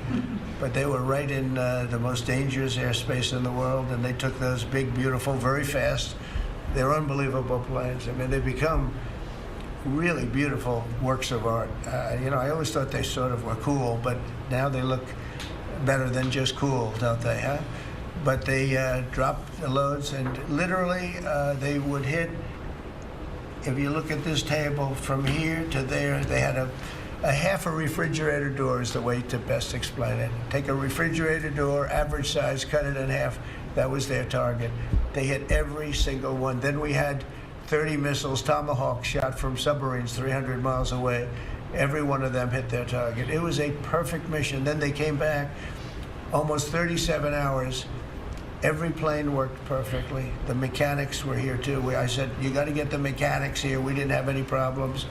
If you remember, they had a lot of problems with the helicopters, but they did fly through a dust storm, which they shouldn't have done. Sometimes you say, let's go back and try it on a nicer day. Dust and sand don't work well with helicopters if you know much about helicopters, but that was a horrible embarrassment to us. Then we had Afghanistan, which I think was the most embarrassing moment in the history of our country. And we would have gotten out. I was the one that got them down. I would have kept Bagram, the big air base, which right now is controlled by China, among the most powerful runways in the world. Thick with concrete and steel. Anything could land, and right now they were 1 hour away from where China makes its nuclear weapons. I was keeping it. Outside of that, we were leaving, and I would have been out faster than them, but we would have gotten out with strength and dignity. Instead, that was the most botched up mess I've ever seen. They left all that equipment behind, and every year they have a parade running down some third-rate street with the equipment. You know, it's supposed to be Fifth Avenue. It doesn't work. But with all that equipment that they left, they should have taken every ounce of it. I was taking every ounce. I said every screw, every bolt, every nail you take out of there. And Millie said, I remember one time, sir, we're better off leaving the equipment. Why? Well, it's cheaper. I said, cheaper? You mean it's cheaper to leave a $150 million airplane rather than flying it into Pakistan or India or someplace, or just flying it straight home? It's cheaper. Yes, sir. That's when I knew he was an idiot. Didn't take long to figure that one out. But they left all that equipment, but they left their dignity behind. It was the most embarrassing moment, in my opinion, in the history of our country. Not that we got out, we should have not been there, but that we got out the way we got out, with great embarrassment and death. You had 13 young people. I've gotten to know their families very well, but you had hundreds of people killed that nobody talks about. You had the other side, many people were killed. Many people are walking around with no legs, no arms from that whole thing. They left from the wrong airport. They should have left from Bagram, because Bagram was a big base with hundreds of miles of fencing and territory around it. Nobody would be able to get near it, and they left. So, we've done a great job, and I think people are really starting to see it. They're starting to appreciate it. Pete's done fantastically. That mission was a work of art. And I have spoken to some of our perceived, I don't know if they're enemies, but they're perceived as being potential enemies. And they essentially said the same thing. Very impressive. There wasn't a thing that we didn't lose an engine. We didn't lose it. They landed and they were cheered. But the sad thing was they were cheered, and one of the pilots said, we were a little concerned because when we got out, we were told that on television they were reporting that we may have missed our targets. Sir, we hit every target. That's what I do for a living. We hit every target. In fact, when the bombs hit, a yellow haze came over the horizon that I've never seen before. It just lit up the whole horizon, brighter than the sun. It was like looking into the sun. He goes, we hit our target, because you know what that was exploding. And but they were a little downbeat because they listened to that fake CNN reporting and the fake New York Times. They worked together to try and say that it wasn't perfect. They couldn't say they missed. All they could say is maybe it wasn't perfect. And you ought to fire that reporter immediately. You should fire her. Real fake. And so I just want to congratulate those pilots. And, a lot of people don't like bringing things like that up. I do. I always like confronting, because otherwise the public doesn't know that you're a bunch of crooked people. But they know, they've learned, and the media has to straighten out their act. The media's down to 17% approval. You got to do a little better than that. It's important for the country that you do better. I think they ought to make a lot of changes. I think changes are going to be made to the media, but it's hard to have a really successful country if you have a corrupt media, and we really have a corrupt media, and nobody really knows why. I mean, why would you want to have open borders and criminals pouring into our country? Why would you want to have men playing in women's sports, transgender for everyone? You'll have to figure that out. But some of you don't. I mean, I'm looking at some people, they love the country, but I look at other people and they can't. But we're really proud of our military. It was, and the people that maybe don't like us or want to play games with us, because I think that had you not had the situation in Afghanistan, I don't think Putin would have gone in. I think when Putin looked at how stupid and incompetent that operation was, he said, wow, this might be a chance. And we're dealing with him now too. We're not happy with Putin. I'm not happy with Putin. I can tell you that much right now. because he's killing a lot of people. And a lot of them are his soldiers and their soldiers, mostly. And it's now up to 7,000 a week. And I'm not happy with Putin. Okay, any questions? Yes. Yes, sir. You just said that you're not happy with Vladimir Putin. Is there anything that you plan to do to act on that feeling of unhappiness? Well, I wouldn't be telling you. Don't we want to have a little surprise? You know, one of the things we did with the attack is that, and you asked that question, I didn't mean to be rude, but I'm going to rude because I'm looking at some of these crooked people up here, so I'm rude. But your question was asked very nicely. But one of the things we did is we went over every fact. We wanted to get every fact straight. We wanted to have the distance straight, the number of pilots straight. Everything had to be correct because we want to be. This was a very important mission. If we failed on this mission, it was beyond the war that obviously we had with Iran and Israel, and a lot of hatred, a lot of years and years of hatred, centuries of hatred. People have never seen anything like it. So we wanted to be correct with all our facts. So what I was doing is just asking. It would be great if the media would be correct with their facts. That's all we ask for. So go ahead. So finish it up. Oh yes. Just returning back to Russia. If there's anything that you would signal about your displeasure with them. Well, look. I'm very unhappy with them. There's no reason for this. It's turned out to be tougher, but it's only tougher. And I will say the Ukrainians were brave, but we gave them the best equipment ever made. We gave them the anti-tank busters that knocked out tanks. I mean, you just aim them in the direction of the tank and the tank is gone. We gave them missiles, the latest and the greatest. They were able to shoot down a lot of things that would have normally wiped out. Probably would have been a very quick war. It would have been a war that lasted 3-4 days, but they had the benefit of unbelievable equipment. And Europe gave them to. We gave them far more because Biden shouldn't have done that. He should have equalized. We should have given them the same, or we should have given actually less than Europe. It affects Europe much more than us, but we're in there for over $300 billion. Europe's in there for over $100 billion, but still, Europe gave a lot.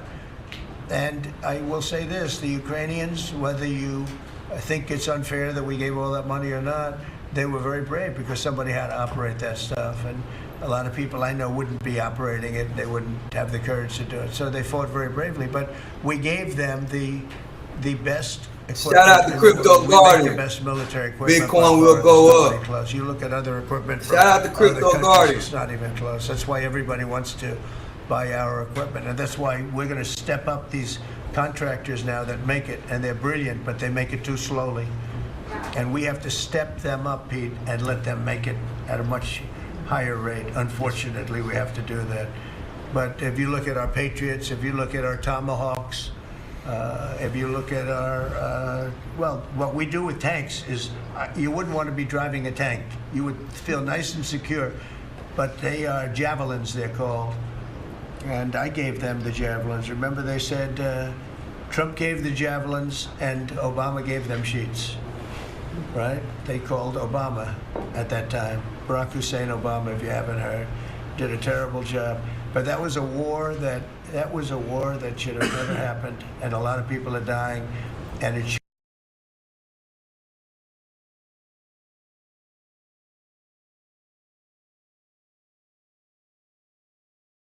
be meaningless. Do you want to sanction him? Lindsey Graham has a sanctions bill on Russia. Do you want him to vote? I'm looking at it. Yeah, no, I'm looking. The Senate is passing and passed a very, very tough sanctions bill. Yeah, I'm looking at it. Can you sign that? It's an optional bill. It's totally at my option. They passed it totally at my option, and to terminate totally at my option. And I'm looking at it very strongly. Yesterday you said you want to see more. Go ahead, please. The Council of Economic Advisors released a new report saying that imported goods have actually decreased in price from December through March. Well, my question is, with the tariffs. Well, the Fed chairman keeps saying that tariffs are going to cause price increases. Are the prices just not chairman of the Fed? Yes, exactly. Well, you do a better job than him. Are the prices just not passed through yet? No, I think what's happening is everything's evening out. You know, when charge. See, what people don't understand, the other countries have been charged, almost every country charges us tariffs. We had deficits with everybody for years, for decades. And we were like this big monolith that made bad deals with everybody. We rebuilt South Korea and we stayed there. It's okay, we rebuilt it and we stayed there. And they pay us very little for the military. I got them to pay billions of dollars, and Biden then canceled it when he came in. I said to South Korea, as an example, we give you free military, essentially, very little. And I think you should pay us $10 billion a year. And they went crazy. But they agreed to 3. So I got 3 with a phone call. And I was satisfied. I said, but next year we have to talk. And then we had a rigged election and we never got to talk. And you know what Biden did? They probably went to him and they said, listen, Trump treated us terribly and we shouldn't be paying anything. And he cut it down to nothing. So that's what happens. It's ridiculous. That's the other thing. We're talking to countries about contributing to the military, not only just paying more in NATO, but contributing. We have 45,000 soldiers in South Korea. We have 45,000 soldiers in Germany, 52,000 actually. And, that's a huge economic development for them. That's tremendous amount. That's like having a city. That's tremendous money for them, and it's a tremendous loss for us. So we're talking, in a very nice way, we're talking to them about it. It's very unfair. We supply the militaries to many very successful countries. I mean, South Korea is making a lot of money, and they're very good. They're very good, but, they should be paying for their own military. President Trump, can I ask you a question about Jerome Powell as well, and then a question to the Attorney General? Jerome Powell, and then I have a question for the Attorney General. Jerome Powell, who you've been pressuring to lower interest rates, he's facing accusations of lying to Congress, which is a potential crime about the opulence. Well, he should resign immediately. We should get somebody in there that's going to lower interest rates. Why don't you call for his resignation? Do you want congressional Republicans to investigate and pursue? It's okay with me. I think he's terrible. I think, look, we're paying, I call him too late. T-O-O, too late. Like Too Tall Jones for the Dallas Cowboys, right? Too late. He's always late.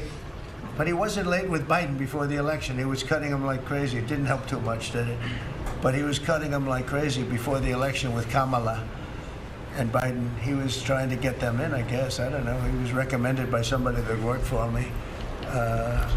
I like you better. If I could ask the Attorney General a question too, President. Sure. Your memo and release yesterday on Jeffrey Epstein, it left some lingering mysteries. One of the biggest ones is whether he ever worked for a American or foreign intelligence agency. The former Labor Secretary, who was Miami U.S. Attorney Alex Acosta, he allegedly said that he did work for an intelligence agency. So could you resolve whether or not he did? And also, could you say why there was a minute missing from the jailhouse tape on the night of the staff? Yeah, sure. If could I just interrupt for 1 second? Are you still talking about Jeffrey Epstein? This guy's been talked about for years. You're asking, we have Texas, we have this, we have all of the things. And are people still talking about this guy, this creep? That is unbelievable. Do you want to waste the time, and do you feel like answering? I don't mind answering. I mean, I can't believe you're asking a question on Epstein at a time like this where we're having some of the greatest success and also tragedy with what happened in Texas. It just seems like a desecration, but you go ahead. Sure. First, to back up on that, in February, I did an interview on Fox, and it's been getting a lot of attention because I said, I was asked a question about the client list, and my response was, it's sitting on my desk to be reviewed, meaning the file along with the JFK, MLK files as well. That's what I meant by that. Also, to the tens of thousands of video, they turned out to be child porn downloaded by that disgusting Jeffrey Epstein. Child porn is what they were. Never going to be released, never going to see the light of day. To him being an agent, I have no knowledge about that. We can get back to you on that. And the minute missing from the video, we released the video showing definitively the video was not conclusive, but the evidence prior to it was showing he committed suicide. And what was on that, there was a minute that was off the counter. And what we learned from Bureau of Prisons was every night, they redo that video. It's old, from like 1999. So every night the video is reset, and every night should have the same minute missing. So we're looking for that video to release that as well, showing that a minute is missing every night. And that's it on Epstein. Mr. President, on the tariffs again, on August 1st, you've said it is the deadline. What incentives do countries have to negotiate? It seems that deadline keeps moving. It was April 2nd, now it's... We didn't move, no. It's always been August 1st, that's when we're paying. A statement was put out today, and I put it out just to make it clear. It wasn't a change, it was August 1st. We don't change very much. You know, every time we put out a statement, they say he made a change. I didn't make a change. A clarification, maybe. No, August 1st they pay. And everybody pays, everybody has to pay, and the incentive is that they have the right to deal in the United States. If they don't want to, they don't have to pay, and they don't have to deal here. But if they want to buy and make a lot of money and sell in the United States, they have to do that. You know, if you go back and look at some of the good presidents, our country was the wealthiest, proportionately the wealthiest, from 1870 to 1913. It was an all-tariff country. We didn't have income tax. That came in in 1913. We had tariffs, and we had so much money we didn't know what to do with it. We had, we had a couple of presidents that were very, very strong. McKinley, I guess, more than anybody, but he was the tariff king. But he was very, very strong. It's sort of sad. He made a fortune for this country, became very rich, and then Teddy Roosevelt went out and vice president, and he spent the money. And they said Roosevelt was a great president. And let's say he was a great president, but the money was paid by McKinley with tariffs. Tariffs are charged by other countries at levels that are ridiculous. And you know, I call those other countries to say, and every one of them is willing to give us everything now, by the way, just so you know. Sir, we'll charge you no tariffs, nothing. We'll give you everything. We'll give you access to our markets. We'll give you everything. Is that a correct statement, Scott? Yes, sir. Howard, would you say that's a correct statement? Exactly correct. It's like they just don't, because they're very spoiled, because for years they ripped us off and we didn't have a president that understood it, or Secretary of Treasury, or Secretary of a lot of different secretaries are involved, but certainly Commerce Secretary was, you know, not doing their job. I don't know about Kelly. She's small business. We'll keep it that way, okay? Her small business is bigger than almost all big businesses when you add it all up. But no, they are very respectful of our country. But the incentive is that they have the right to do business with us. Without that, they don't have the right to do business. And that would be okay, too. And will there be a flurry of deals? We're here in the next 24 hours. Will we hear a flurry of deals? Yeah, we have a lot of them going out. But the deals are mostly my deal to them. We're picking a number that's low.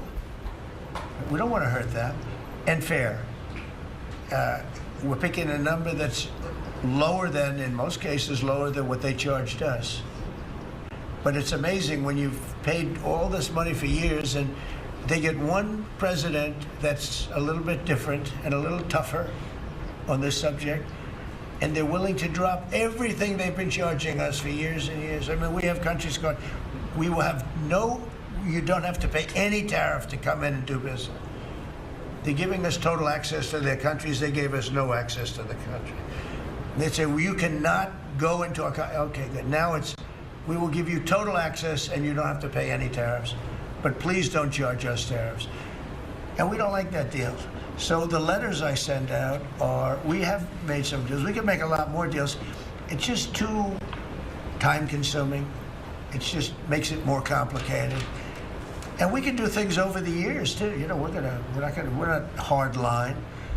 But it's about time the United States of America started collecting money from countries that were ripping us off and laughing behind our back at how stupid we were. Okay? Thank you. Mr. President, on the tariff issue, so you've talked about India coming, but then a couple days ago you issued a new tariff threat to members of the BRICS countries for if they aligned with anti-American policies. 10% charge. That would be India, Brazil, Russia, That's right. They have to pay 10% if they're in BRICS. because BRICS was set up to hurt us. BRICS was set up to degenerate our dollar and take our dollar as the standard, take it off as the standard. And that's okay if they want to play that game, but I can play that game too. So anybody that's in BRICS is getting a 10% charge. Is that immediate, sir? Or is Yeah, that pretty soon. If they engage in some behavior? Well, if they're a member of BRICS, they're going to have to pay 10% tariff just for that one thing. And they won't be a member long. I thought BRICS was, you know, I said this about a year ago, and it largely broke up. But, you know, there are a couple that hang around, but I thought it largely broke up. BRICS is not, in my opinion, not a serious threat. But what they're trying to do is destroy the dollar so that another country can take over and be the standard. And we're not going to lose the standard at any time. If you have a smart president, you will never lose the standard. If you have a stupid president like the last one, you would lose the standard. You wouldn't have the dollar as you. And if we lost the world standard dollar, that would be like losing a war, a major world war. We would not be the same country any longer. We're not going to let that happen. The dollar, you ever hear the expression, dollar is king? The dollar is king. We're going to keep it that way, okay? And I'm just saying, if people want to challenge it, they can, but they're going to have to pay a big price. And I don't think any of them are willing to pay that price. Thank you, Mr. President. Are you optimistic about reaching a tariff deal with the European Union soon? Well, the European Union has been speaking to us, Ursula and the whole group, and they've been very nice. They treated us very badly until recently. Now they're treating us very nicely. It's like a different world, actually. They've treated us very badly. They were among the toughest to deal with. Actually, in many respects, they were much worse than China. Look at what they do to our companies. They sue Apple. They sue Google. $17 billion they got from Apple on a lawsuit that they didn't have a case. They have, you know, judges that are European Union judges. And they ruled, they take so much money away from our country in terms of that, in terms of other things that they do. They're very tough. But now they're being very nice to us. And we'll see what happens. We're probably 2 days off from sending them a letter. We are talking to them. I just want you to know, a letter means a deal. You know, a lot of people said, we got 200 countries. We can't meet with 200 countries. We have a few trusted people that know what they're doing, that are doing a good job, but you can't do it. You have to do it in a more general way, but it's a very good way. It's a better way. It's a more powerful way. And we sent them a letter. You read the letter. I think it was well crafted. And mostly it's just a little number in there. You'll pay 25%, 35%. We have some at 60, 70. Those are ones with massive, you know, where we have massive trade deficits because they've treated us very badly. But I would say in every case, I'm treating them better than they treated us over the years. Don't you agree with that? I do. I could have done much. I could have been much harsher. I don't want to do that. We want to have relationships, but in every case, they treated us far worse than I'm treating them. I'm treating them very good. I could go higher with the tariffs, but I don't want to hurt them. That's why when you just read it, you come up with the number. It's so incredible that prices are actually going down.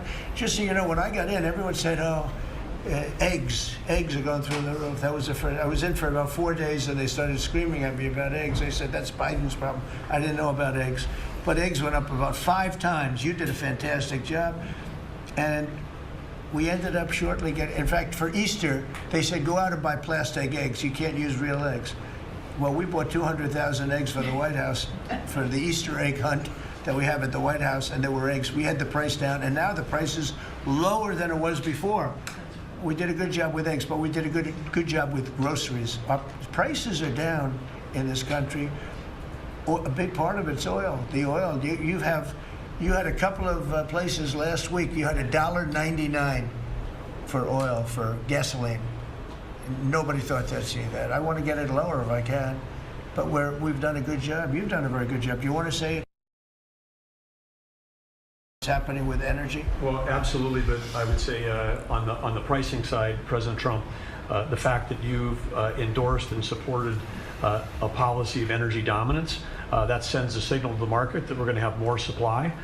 You talked during the campaign about inflation being a country buster. You've broken the back of inflation in 6 months, among all the other things you've accomplished. We have no inflation. And we've got, and then heading into the 4th of July, these were the lowest gas prices at the pump in 4 years.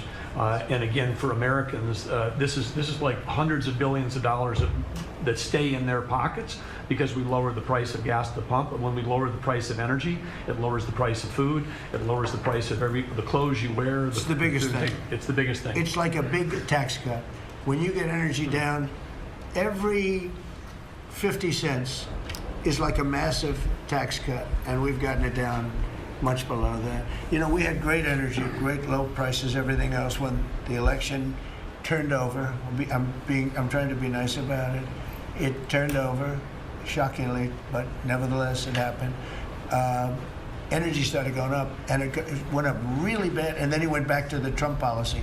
The problem was they didn't know how to do that, and he lost it. He lost that sucker. That big sucker was out of control, and his energy prices went way up, and that's what caused it.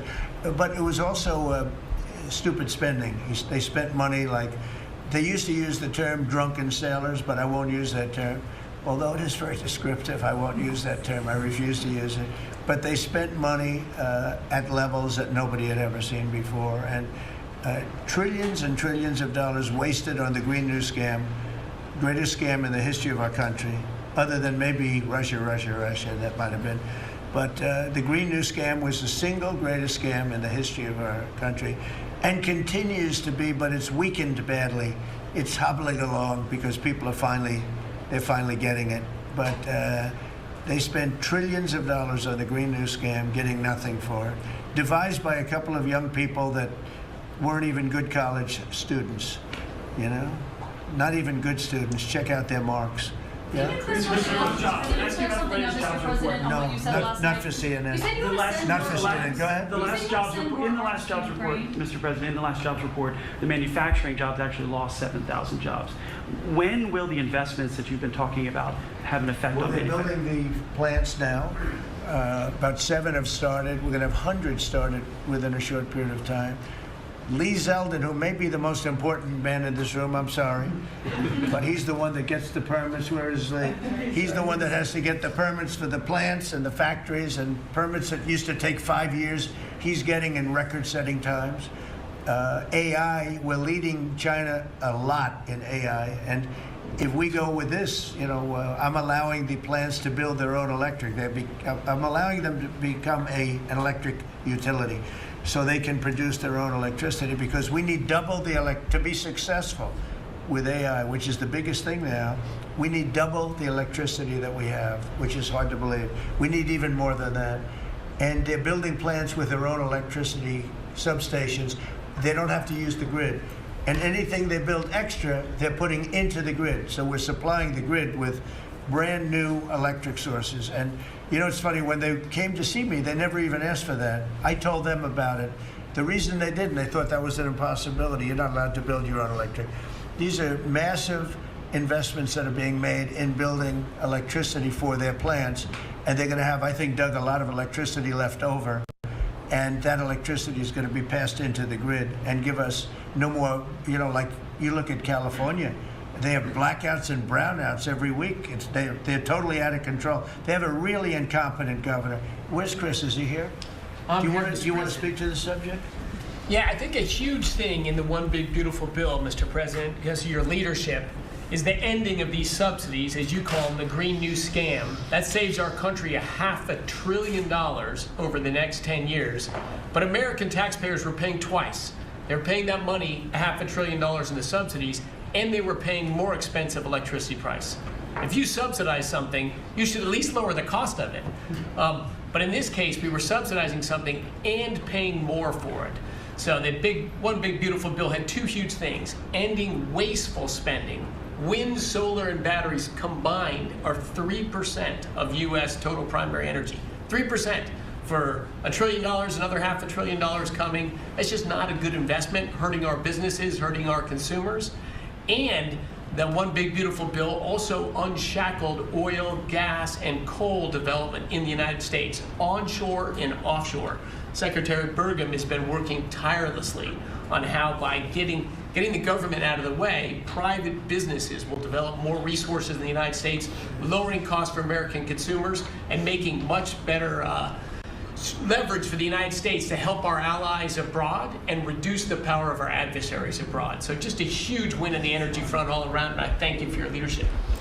We're setting records now on energy, and there'll be nothing compared to what they'll be in about a year from now, but we're setting records. And wind is a very expensive form of energy. It's very bad for your beautiful surroundings, the plains and the valleys, and the birds are dying all over the place. You know, the whole thing is a disaster. They're almost exclusively made in China. Not that I have anything against China, because I don't have a great relationship with President Xi, but I asked him, how many wind farms do you have? He makes them, but they don't have a lot of wind farms, I'll tell you, very, very few. And wind is tremendously expensive and is very ugly. And if you own a house that's inside of a windmill, your house is worth less than half. And you hear noises. And interestingly, in New England, you probably read, where for 50 years they had 2 wells washed up, 50 years. And last summer, they had 14 washed up. Now, I'm not saying that's the wind farm that was built, but maybe it is, right? Probably is. It's tremendously expensive, and it can only be done with subsidy. You know, I know a man that's in that business, and one of the biggest in the world actually runs a company that builds these stupid windmills. And he said, I hate the business because it's the only energy where you need subsidy. He said, energy shouldn't need subsidy. You should make money with energy. So wind. The other one is the solar, those big solar fields. They're taking our farmland. Our farmers are like mortified by it. They hate it. It's very, very inefficient and very ugly too. You know, probably better than a windmill, but you go around and you see all these things that are 3 miles long by 3 miles wide, and you say, what the hell is that? And it's a lot of plastic from China. It's plastic, black plastic from China. Now, we want to be smart. We're going with, look, China right now is building 58 coal-fired plants, 58 big ones. They have 62 on the books to build. We've reintroduced clean, beautiful coal, because you know you can do a lot with coal now. Clean, beautiful coal, and natural gas, and all of the other things that we have. But we don't want wind, and we don't want solar, because they're a blight on our country. They hurt our country very badly, and smart countries don't use it. Solar sounds good, I will say, and I like, on occasion, you'll see a roof which is made out of solar brick, but it's a smaller use. We need the kind of thing that's going to fire up our plants, and it's not going to be wind, you know, that is very intermittent, as you probably know. But they've spent a fortune. They've spent trillions of dollars on this stuff. And I'll just give you one other story. A friend of mine is a very successful guy. He went back to see his mother in Minnesota. Hadn't seen her in a long time. And he wasn't back for 10 years, which isn't a nice story. I mean, you don't see your mother for 10 years. She's got some difficulties, which I know the guy, he does have some difficulties. He's very successful, but probably not the nicest person. It was actually longer than 10 years, but he went back and he told me he wanted to go and look at the valley. There's a valley in Minnesota that he thought was so beautiful. And I hadn't seen it in a long time. He's driving along the road. He said, oh my, I'll use the word gosh, oh my gosh. He said, oh, he said it looked like a junkyard. You had 159 windmills. They were all over the place. Some were old, some were newer, different companies, different shapes, different sizes, different colors. Many of them were terminated. Terminated meaning closed. You can't take them down because the environmentalists don't let you bury the blades because they're made out of a fiber they say is bad for the earth. So they want you to put them up, but they don't let you take them down. But many of them were turned off. He said it looked like a junkyard. Go to Palm Springs, California, and take a look at that pile of junk. You go into a wealthy neighborhood. Before you get there, you have to ride through hundreds of windmills that are, most of them are turned off. They're rotting, they're rusting, they're 30 years old, 20 years old, and they have a very short life. You know, those windmills have a very short life, especially the ones that are in the nice salty Atlantic Ocean and Pacific Ocean, where the salt just gets onto that steel and decimates it. Now, it's a horrible, horrible thing for our country. And I speak out. It would be nice to say wind, because it sounds so good, doesn't it, Doug? Wind, wind. But it's not. It's these ugly machines And they're all made, you got to see, some are a little taller, a little shorter. They're made by different companies. They have different stocks. They have different blades. They have different everything. It is so horrible. And if you look at smart countries, they don't use it. Smart countries don't use it. And we're now a smart country. We're not we're a brilliant country. We're not smart. We're brilliant now. We're going to be a brilliant country. We have to be, because we have to catch up for some really stupid people that did a bad job. Yes, Brian? Yes, Mr. President, I've got a quick comment, some feedback as a native Texan, someone that I grew up bringing my kids to a camp very near the affected camp now. Thank you on behalf of Texas. I've gotten hundreds of messages that want to thank. If you're in the cabinet room, you can tell the president and his team, on behalf of Texans, thank you so much for the quick response and the loving, the hugs. I saw that you gave. Two quick questions. I saw a Palestinian senator.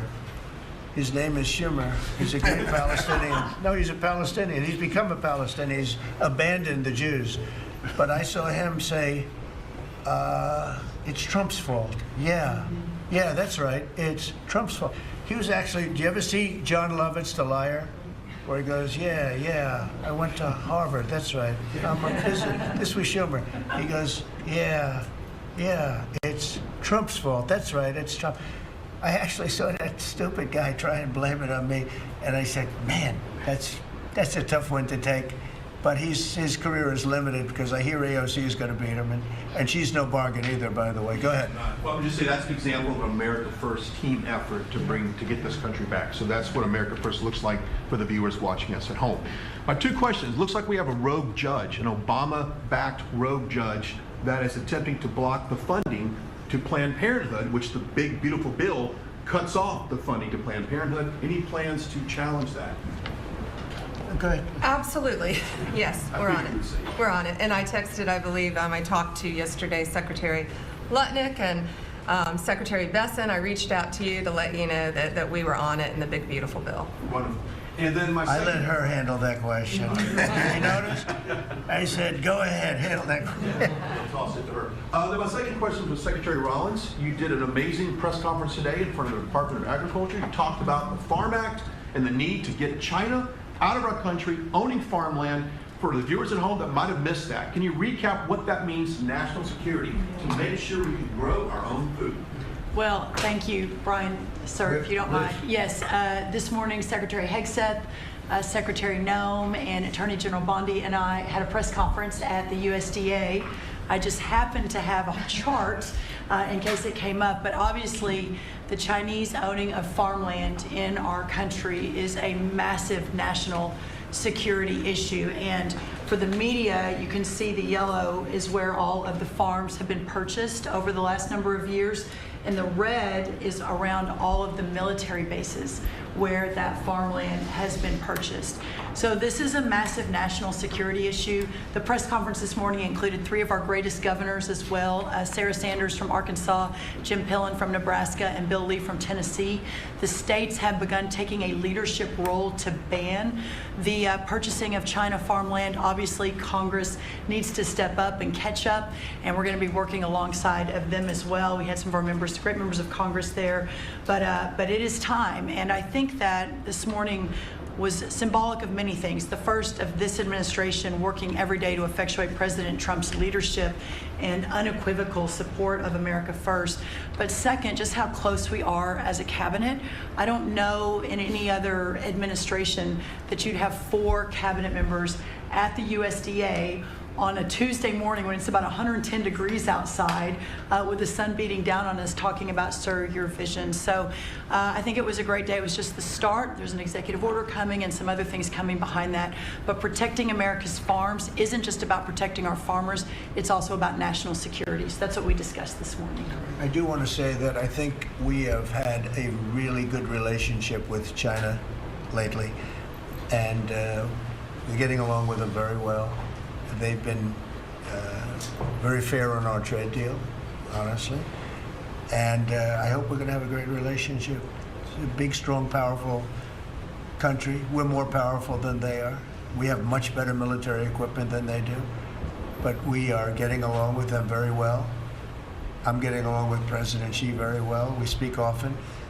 And with all of that being said, and I understand what you're saying, but I think we're getting along with China very well. Mr. President, you will send more weapons to Ukraine, as you said last night. Last week, the Pentagon paused some shipments of weapons to Ukraine. Did you approve of that pause? We wanted to put defensive weapons because Putin is not, he's not treating human beings right. He's killing too many people. So we're sending some defensive weapons to Ukraine, and I've approved that. So who ordered the pause last week? I don't know. What did you tell me? I think that's a question for the Go ahead. Mr. President, on immigration, the Secretary, the Agriculture Secretary, did say this morning that undocumented workers would not be covered by any amnesty of who are working on farms. You had said maybe that the ISA folks won't go after those folks on farms. So which is it? There's no amnesty. What we're doing is we're getting rid of criminals, but we are doing a work program. Do you want to explain that, please? Yeah, this morning we talked about, of course, this was a top of mind question. This morning we talked about protecting the farmers and the farmland, but obviously this president's vision of no amnesty, mass deportation continues, but in a strategic way, and then ensuring that our farmers have the labor that they need. Secretary Chavez-DeRimmer has been a leader on this. Obviously, this comes out of the Labor Department, but moving toward automation, ensuring that our farmers have that workforce, and moving toward an American workforce. So all of the above. We're going to give the farmers the people they need, but we're not talking amnesty. Laura, do you want to say something about that? Thank you, Mr. President. On this, thank you, Secretary Rollins, how important this is never to displace the American worker. What the Department of Labor is doing is focusing on what the law entails now, being more modernized, more streamlining, to work through the H programs. We're going to have a concierge approach to that, where we have developed a new office to answer the need of our farmers and ranchers and producers, and not to displace the American worker and follow within the law now. And that does not include an amnesty program at all. And we've seen that working, and we'll continue to have that roll out. On the other topics that we've somewhat talked about, the jobs numbers, Mr. President, 4 months in a row, we've seen those jobs numbers increase. That's an exciting time for our manufacturers. That was asked earlier.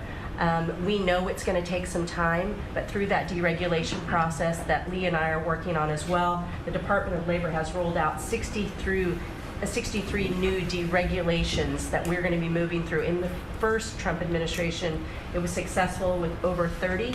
We've just rolled out 63 new ones in order to double down on those manufacturing companies, to let them know that we have signaled through this process that we will assist them in getting the workforce that they need. It's an exciting time. That one big beautiful bill, that was the signal to my former colleagues in Congress to get this done. It's been an important time. I spent time on the ground visiting 7 states in 9 days prior to that bill being passed, because it was the most pro-worker piece of legislation that we will ever see really in this country right now. No tax on tips, no tax on overtime, no tax on Social Security. That matters to the American worker, because we don't want to take their money and give it back. We want them to keep more of their hard-earned dollars in their pockets currently, and that's what they're excited about. And as I move forward with these tariff talks, I heard a company, orthopedic company in Indiana, say to me, for the first time since you have taken office, Mr. President, their increase in their bottom line by 8% since these tariff talks have happened. Not one company has said the president is not doing a good job. These tariff talks are working. They're feeling it on the ground. The media has told a false story, because what's happening on the ground is positive, and that's what we're seeing in these jobs numbers. So I really, through the Department of Labor, to come in behind all the secretaries and build this workforce is going to be key to the American worker. So thank you for what everybody did this last week. The One Big Beautiful Bill is a doubling down of this, and we're going to see these workers start to grow. And that apprenticeship program is going to be working. That's we'll right. have that 1 million apprentices across the country. We, as you know, we're building plants all over the country now, which you weren't building any plants 4 years ago. You weren't building anything. But those plants, when they open up, it's going to be, you'll see numbers like you haven't seen ever. I don't think in history you'll never see numbers like what we're going to see in the very near future. Many of them are building the plants. Some are just starting right now. You know, it's a brand new administration. But, and they wouldn't be here except for 2 things: November 5th, the election, and the tariffs. And frankly, I guess the election was more important because of the tariffs. I mean, another person wouldn't have done this. But they're coming in because of the tariffs. They have to, they're not going to pay 25, 30, 40, 50%, 70, and 100%. And we'll be announcing something very soon on pharmaceuticals. We're going to give people about a year and a half to come in, and after that they're going to be tariffed. If they have to bring the pharmaceuticals into the country, the drugs and other things into the country, they're going to be tariffed at a very, very high rate, like 200%. We'll give them a certain period of time to get their act together. But they were all here, now they all left. They went to other places because we allowed, people that sat in this room allowed it to happen. And I don't allow it to happen. The people in this room don't allow it to happen. So we're going to be announcing pharmaceuticals, chips, and various couple of other things, you know, big ones. We did steel, as you know, they're 50%. We did aluminum, 50%. Lumber just came out. Why don't you announce copper? We did cars. And now, today we're doing copper. Copper, what would that tariff be on? The sectional tariff? I believe the tariff on copper, we're going to make it 50%. 50%. Any breakthroughs on Tim, copper? glad he didn't question it. Any I just sort of thought, what would that be? It's a quick one. I didn't have much time, but he agreed with me. That's why he's Howard. Any breakthroughs on Gaza with the Prime Minister, and there's reports that you're meeting with Netanyahu again tonight. Is that accurate? I am. He's going to come over again tonight. We're talking about Gaza, mostly Gaza right now. It's he's been very unfairly treated. I think what they've done to him in Israel is very unfair, having to do with this trial. I think, you know, he's a wartime prime minister, had an unbelievable outcome, and I think he's been treated very unfairly. But he's coming over later. We're going to be talking about, I would say, almost exclusively Gaza. We got to get that solved. Gaza is a tragedy. It's a tragedy. And he wants to get it solved, and I want to get it solved, and I think the other side wants to get it solved. Steve, could you talk on that, please? We're in proximity talks now, and we had 4 issues, and now we're down to 1 after 2 days of proximity talks. So we are hopeful that by the end of this week, we will have an agreement that will bring us into a 60-day ceasefire. 10 live hostages will be released. 9 deceased will be released. We're meeting at the president's direction with all the hostage families to let them know. And we think that this will lead to a lasting peace in Gaza. And you're doing a good job. It's a tough one. A lot of hate, you know. It's long-term hate. But we think we're going to have it solved pretty soon, hopefully with a real solution, a solution that's going to be holding up. And can I follow up? This is, I think, the first cabinet meeting since Elon Musk has not been a special government employee, not here anymore. He's now saying he's going to create a third political party. Are you worried about the impact that could have? No, I think it'll help us. It'll probably help. Third parties have always been good for me. I don't know about Republicans, but for me. Are you second guessing any of the cuts that Doge made? Since you described him as off the rails? Look, we cut hundreds of billions of dollars with Doge. We could have done it differently. I would have done it differently a little bit, maybe, but it was something that we saved a lot of money. You can always second guess. I guess some of the people in this room maybe would have done it slightly differently, and some would have done it exactly the way it was done. But it was dramatic, and it was important, and we found a lot of things like billions of dollars given to people for environmental protection, where they had $100 in the account, like in Atlanta, Stacy. And then you had another one with 20 billion here, and 20 billion here, and 2 billion here, and 15 billion. And Lee, you might want to mention just a couple of those things. We really got because of Doge. At the Trump EPA, the One Big Beautiful Bill was filled with many big beautiful wins for the taxpayer. It delivered a sledgehammer to the Green New Scam.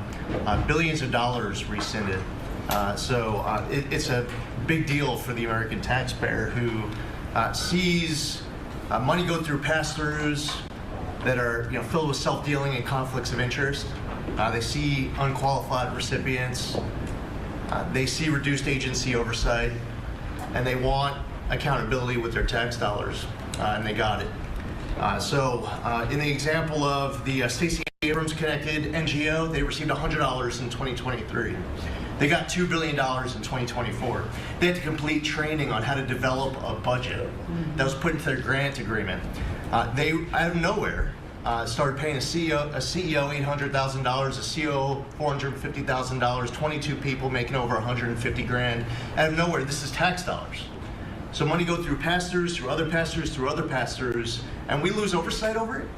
And you see that it's going to former Biden officials, it's going to former Obama officials, it's going to Democratic donors. And we're not here saying we want to take money from a left-wing NGO and give it to a right-wing NGO. We want to give it back to the taxpayer. This is about us being good stewards of American tax dollars without any apology or regret. That's why President Trump was elected last November, because there are a whole lot of people who maybe they hadn't voted Republican in a long time. Maybe they didn't even vote for President Trump the first time around in 2016, but they're regretting that vote from 2016 and they were making it right in 2024. So the One Big Beautiful Bill gave us the tools to rescind billions of dollars more. We're seeing hundreds of thousands of dollars that'll get wasted per electric vehicle as an example of this money that was going through it.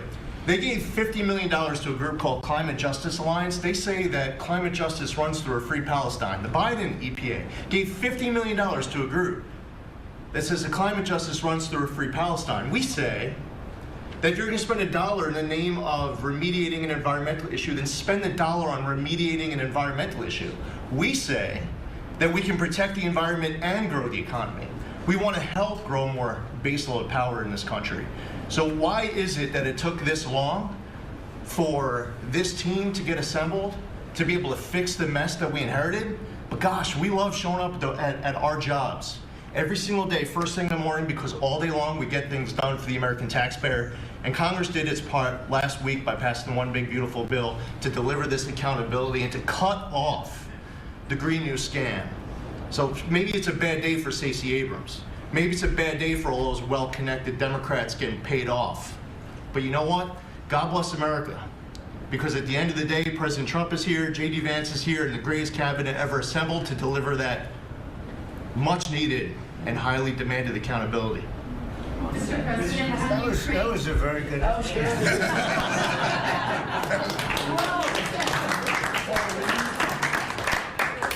And that's from the heart.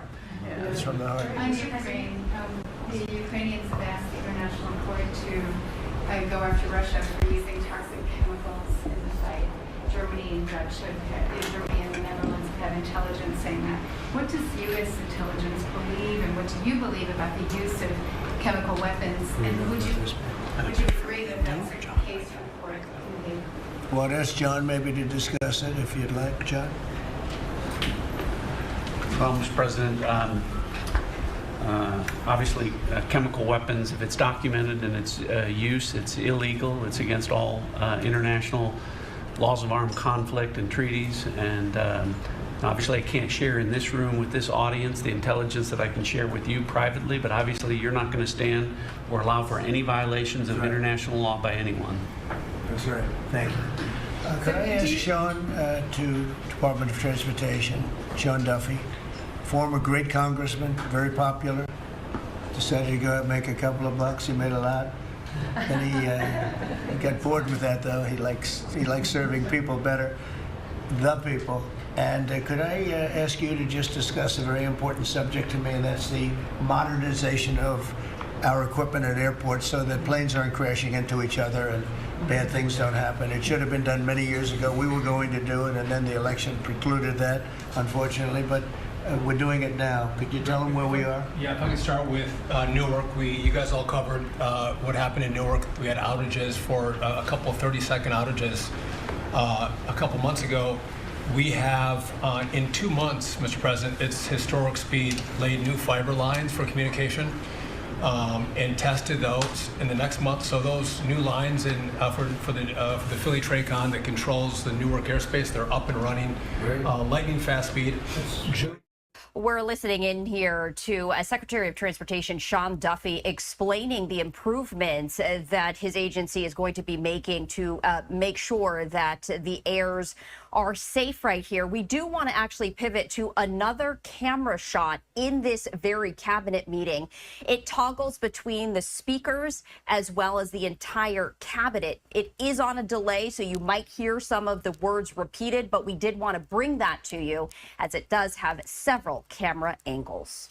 But in the big beautiful bill, we got $12.5 billion. This is a historic investment in air traffic control. And so what the money is going to allow us to do is move from copper to fiber all over the country. So new copper lines. We think we can do that in a year and a half to 2 years. We have radar that dates back to the 1950s, some of it from the 60s and 70s. We get brand new radar across the country as well. We have some infrastructure money to build TRACONs and centers, the en route centers that control the traffic across the country. So this is a massive new start to rebuild air traffic control. And again, this is dilapidated. Americans think that their government takes care of them and makes the investments that are necessary to make the country work. And for 30, 40 years, the investments were made. And so under your leadership and direction, we are making those investments. And per your direction, right now, we are interviewing what we could call a general contractor or an integrator.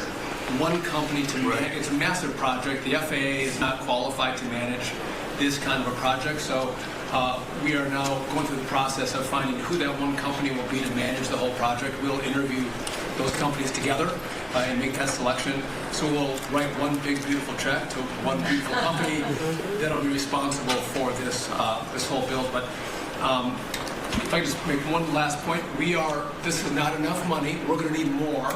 But this is a massive new start. The biggest investment. We'll need some more money on top of it, but a great start from the big, beautiful. It's a starter. It's very important to us. And just to cover that, there have been accidents, and my pilots, I would often hear them say, "Oh, good," and they would use a different system, a different country to land in New York. They'd use the radar and other things from a different country. I said, "What's that?" He says, "Oh, our system is so bad." And I knew that would start. And Boot Edge came in, and what they did was so crazy because they hooked it copper into fiber, into steel, they had all different systems. They had hundreds and hundreds of contractors, different contractors for different airports. They spent billions of dollars, and they made the system worse because you can't hook copper into fiber. It doesn't work that way. You just can't do it. It's not doable, but they tried to do it. Didn't work out too well. And in the end, it was just a complete disaster. We want to have one great company. Now, Raytheon's going to bid, IBM's going to bid. We have 5 or 6 bidders that really are good and do this stuff. And we want one, because I know about overruns. I look at the railroad out in California, headed up by one of the worst governors in our country, who I used to get along with, actually, but he's just, when you lose 25,000 houses and you would have had your cities burned down. If we didn't step in, Los Angeles would have been burned to the ground. But you look at that, and I said, I really know how to build, and you got to have one guy, one contractor, one great one, whether it's IBM or Raytheon is good, but you have 4 or 5 that are really, really great, and they're all bidding against each other. But you don't want to have one doing the wire and one doing the digging and one doing the demolition and then they're all saying they all blame each other because they're saying they were late and therefore you have to pay me millions of dollars more money. I know the system so well. And we're going to have a great company do the whole thing. We're going to get a fantastic price. Maybe we'll get them. They're very big and very strong, and maybe we'll get them to make a contribution toward getting it done at the right price. But we're going to have a great system. When we finish, we will have the best system on earth, done by one of the 2 or 3 best companies. There are only a few companies can do this. This is not. But if you would have seen what this other group did, they were going crazy. They had. I heard 3,000 contractors, and then when it all came together, guess what? It didn't work. It's a disaster. So we're going to have in a pretty short period of time, so it'll take us about 2 years to build it, and we'll have a contract given out probably over the next couple of months. We have some great bidders, some great companies that want to do the job. You're going to have great air traffic control. Yes, can I just make one last point on this? So the last administration signed a contract with an American company to fix the copper to fiber, and that contract was a 15-year contract. The system is failing today, but that's how idiotic and incompetent the last administration was.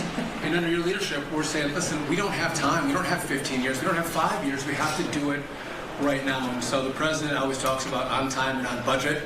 We have embraced that. We are going to be on time and on budget. And by the way, you mentioned a train out of California. Stay tuned for probably give us 5 days and you'll have an answer on what's going to happen with the $4 billion that we potentially have invested on a train that's going to go nowhere. It's going to be $120 billion that'll never connect San Francisco to LA. Again, the last administration wasted so much money on projects that never work. If you're going to have high-speed rail, you're going to invest billions, we should actually have high-speed rail in America, not boondoggles that fund political friends and allies and They have from San Francisco, inside of San Francisco, to inside of Los Angeles. It should have never been built because airplanes do it better. And you could drive it. You could drive it. No problem with driving it. The roads aren't even crowded. So they were going to do this. Somebody's idea. Somebody got paid off a lot of money, and they started it. It was going to cost a very small amount of money, and it ended up costing literally hundreds of times what the original. And now what they did is they said, well, going into the city is too big a deal, so we'll leave it 25 miles short of the city. So now they're leaving it. They're not going to finish it, really. It's not the same project. So now they're leaving it outside of San Francisco and outside, short of each. They just want to get it done, and it's... I've never seen cost overruns. You know, if you have a cost overrun of 10%, you should be ashamed of yourself. 20%, you should not do any more jobs. This is a cost overrun of 2,000%, something like that. It's unlimited, and it's not finished. And maybe it will never get finished. And I told Sean, look at it from every standard, but we don't want to, you know, we have federal money going into that, and it's like throwing it out the window. So whatever you can do to stop it. $15 billion and not one track has been laid. $15 billion, 16 years into the project, not one track. Mr. President, on New York, you're the most prominent Republican in the country from the city. What do you want to... Anywhere else? Well, I don't want to be a wise guy. Perhaps I can. Maybe Marco. But how do you want Republican voters in the city to vote in the upcoming mayoral election? Should they vote for Eric Adams? Should they vote for Sliwa? Should they pick someone else? Look, number one, you have a communist running, and you shouldn't vote for him. He's a disaster. He's leading. He's got the Democrat nomination because that shows you where the Democrats have gone. He actually wants to take over the grocery stores of John Catsimatidis, who's a great guy, a rich guy, grocer, does a good job, wants to take over. He actually called me the other day. He's concerned his stores are going to be taken from him, and they won't be run like John runs them. Believe me, he runs a good operation. But he actually said he wants to run his own grocery stores. No, this is a man who's not very capable, in my opinion, other than he's got a good line of bullshit, and he's convinced them to go with him. Now, as you know, Cuomo, who does have capability, is running, but he got knocked out, and now they're running as you have Eric Adams, the current mayor, you have Cuomo, and you have Curtis Sliwa.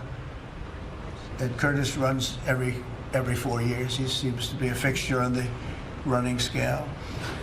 But you know, it's I'm not getting involved.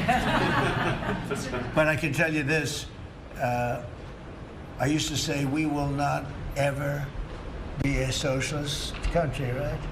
Well, I'll say it again: we're not going to have.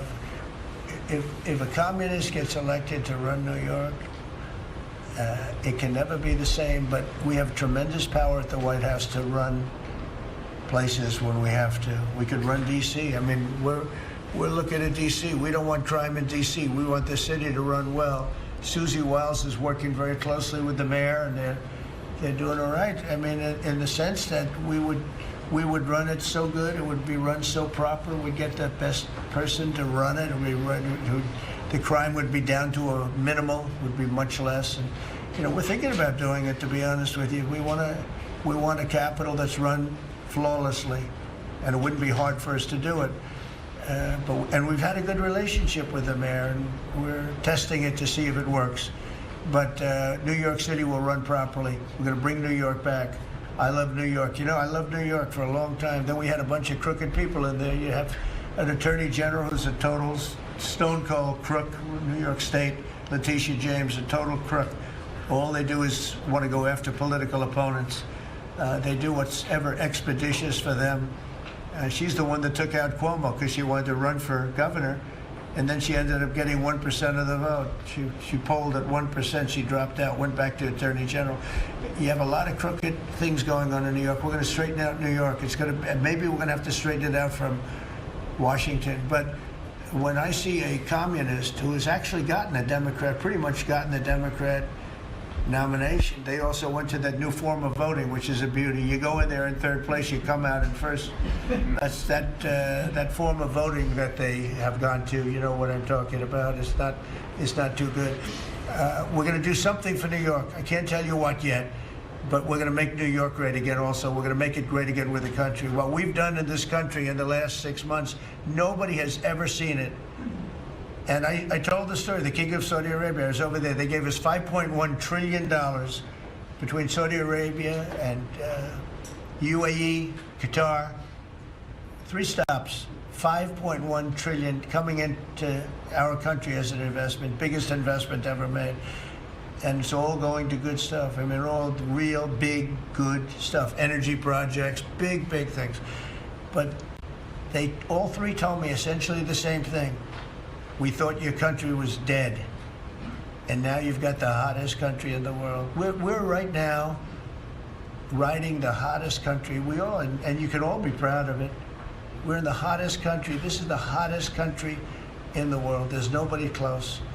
Made hotter by some great pilots and great machines that nobody else has. Those great, big, beautiful machines, they rode those machines right into the toughest territory. And nobody knew what the hell happened. And then they hit their targets perfectly, and it was complete and total obliteration. And that's why that war ended, Steve. They told me that's why the war ended. The war ended when they saw that, it was over. And we're very proud of it. But we have the hottest country in the world right now, from a country that was close to dead. And if I didn't win, if you would have had the other person win, we all know who she is. Whether it was she or Biden, they're the same. He may have been more competent than her, and that's hard to believe, right? But if you had that ideology in, I don't believe you would have had a country anymore. I think you would have had a country that was broken up. But we had a dead country. Now we have the hottest country in the world, and everybody knows it, and everybody said it. Mr. Vice President, do you have anything to say? Well, thank you, Mr. President. I just want to say that I'm very proud of the whole team. I think everybody has worked together. You see Pete and Marco and Steve working on some of the diplomacy, Christy and Pam working on the border. We just have a really, really solid team, and we've done a lot of good work. And in particular, I want to congratulate the White House staff led by the President on getting the One Big Beautiful Bill passed. Yeah. I was personally skeptical, sir. I never told you this, but I was skeptical we'd be able to get that thing done by July 4th. We did it because we worked together and we worked very well. So it's an honor to be a part of it, but I'm really proud of you guys for doing a great job. The beautiful thing about it, it had something for everyone. That's right. Most people said it had to be broken into 7 bills. It's so big. The problem was that some of those 7 have nothing for anyone, but they had to be done for, you know, sometimes you have to do things for the country that aren't necessarily popular. We had a couple of them, and that wouldn't have worked. So the One Big Beautiful Bill, many people said it could never be approved. Too big, too everything, is too much. But it had something very big and very important for everyone, and it's great for the country. And remember, the Democrats have come up with a false narrative, you know, just whatever. It's just a line that they send to everybody and that they print. I think in the case of this, it's death, death. Everyone's going to die. I heard that. Everyone's going to, just the opposite. Everyone's going to live. What we're doing is saving our country and making it much bigger, better, and stronger than it ever was. I'd like to ask, Marco's been doing such a great job. Do you have anything to say? Well, it's just going through a list here, Mr. President, and I think the Vice President's pointed out to the great team you have, but and all these achievements that have happened domestically. But you think about it, under your leadership, we prevented and ended a war between India and Pakistan. NATO's now at 5% for the first time ever, the highest numbers ever. A peace deal between the Democratic Republic of Congo and Rwanda. A 12-day war that ended with an American operation that we're the only country in the world that could have done. Hopefully, pretty soon, a peace deal between Azerbaijan and Armenia. the entire Middle East and the infrastructure of it has the potential now to change because of Syria and Lebanon, and it hasn't even been 6 months. Sure. It hasn't even been 6 months, so it's a great testament to your leadership in this. Well, thank you very much, and you've done a fantastic job. Could I just ask Linda, she's involved in so much, she's so talented and so good, and she's working on a couple of little things like Harvard, who was given $5.5 billion over a short period of time. We caught him on that one, that's crazy, but you're working on so much, you want to bring education back to the States. How are you doing? Well, absolutely, and thank you for the opportunity. I think on the big, beautiful bill, what we saw, was school choice, that's finally on a national basis at the state level, but there are opportunities now for scholarships, more and more of them for kids who are in failing schools. It's going to be a big turnaround. I think one of the biggest accomplishments we had over the past week was the University of Pennsylvania with the Title IX ruling that Leah Thomas was stripped of her title, Riley Gaines and Paula Scanlon and other women who have stood, so strong against men and women's sports. And when you put out the executive order, I mean, that just solidified it and gave them the opportunity. So those are a couple of really, really big wins, and thank you for that opportunity. And how are you doing with Columbia and Harvard? We're negotiating hard. I think we're getting close to having that happen. It's not wrapped up as fast as I wanted to, but we're getting there. Okay, good. And you've done a fantastic job. Thank you very much. It's been a good team. Yep. You have a great team. Around this table, a lot of people help with that. That's right. Thank you very much. Maybe just in closing, we spent a lot of time, effort, very little money on this room. This is called the Cabinet Room. It's been here for a long time. And it had some pictures that were not many of them and not very good ones. And I actually spent time in the vaults. The vaults are where we have a lot of great pictures and artwork. And I picked it all myself. I'm very proud of it. That's Andrew Jackson, great Andrew Jackson. That's a gentleman named, and we call him President Polk. He was sort of a real estate guy. He was, people don't realize he was he was a one-termer, but he was a very good president. But, and I'm not sure I should be doing this, he actually gave us the state of California. He was the one. He was the one. So I'm not sure. Maybe he won't be there for long. But if you notice, the frame is the exact same size almost as the other one is Andrew Jackson. So that was a part of the reason too, I have to be honest. But Polk was actually a very good president who's got the same frame that I needed, okay? And up here you have the original George Washington right behind the light. And then you have Dwight Eisenhower, who was a very underrated president. He built the interstate system, and he was the toughest president, I guess, until we came along. But I don't mind giving up that crown, because I don't want to be too tough on it, but we want to be humane. But he was the toughest president on immigration.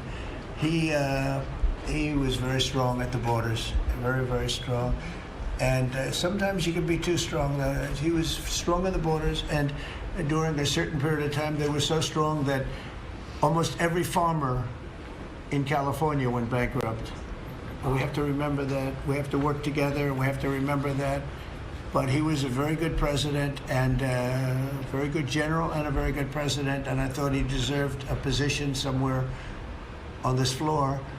And then you have, this is very exciting to me, he was not a Republican, to put it mildly, but he was, he was a four-termer. He was Franklin Delano Roosevelt. And if you notice, there were a lot of ramps outside. We have ramp, people say it's an unusual place for a ramp. It was because of him. He was wheelchair-bound, but he was an amazing man. It's an amazing portrait, and we used to have him in the room, a different portrait. And it was a terrible portrait. It was almost like it was done by a child.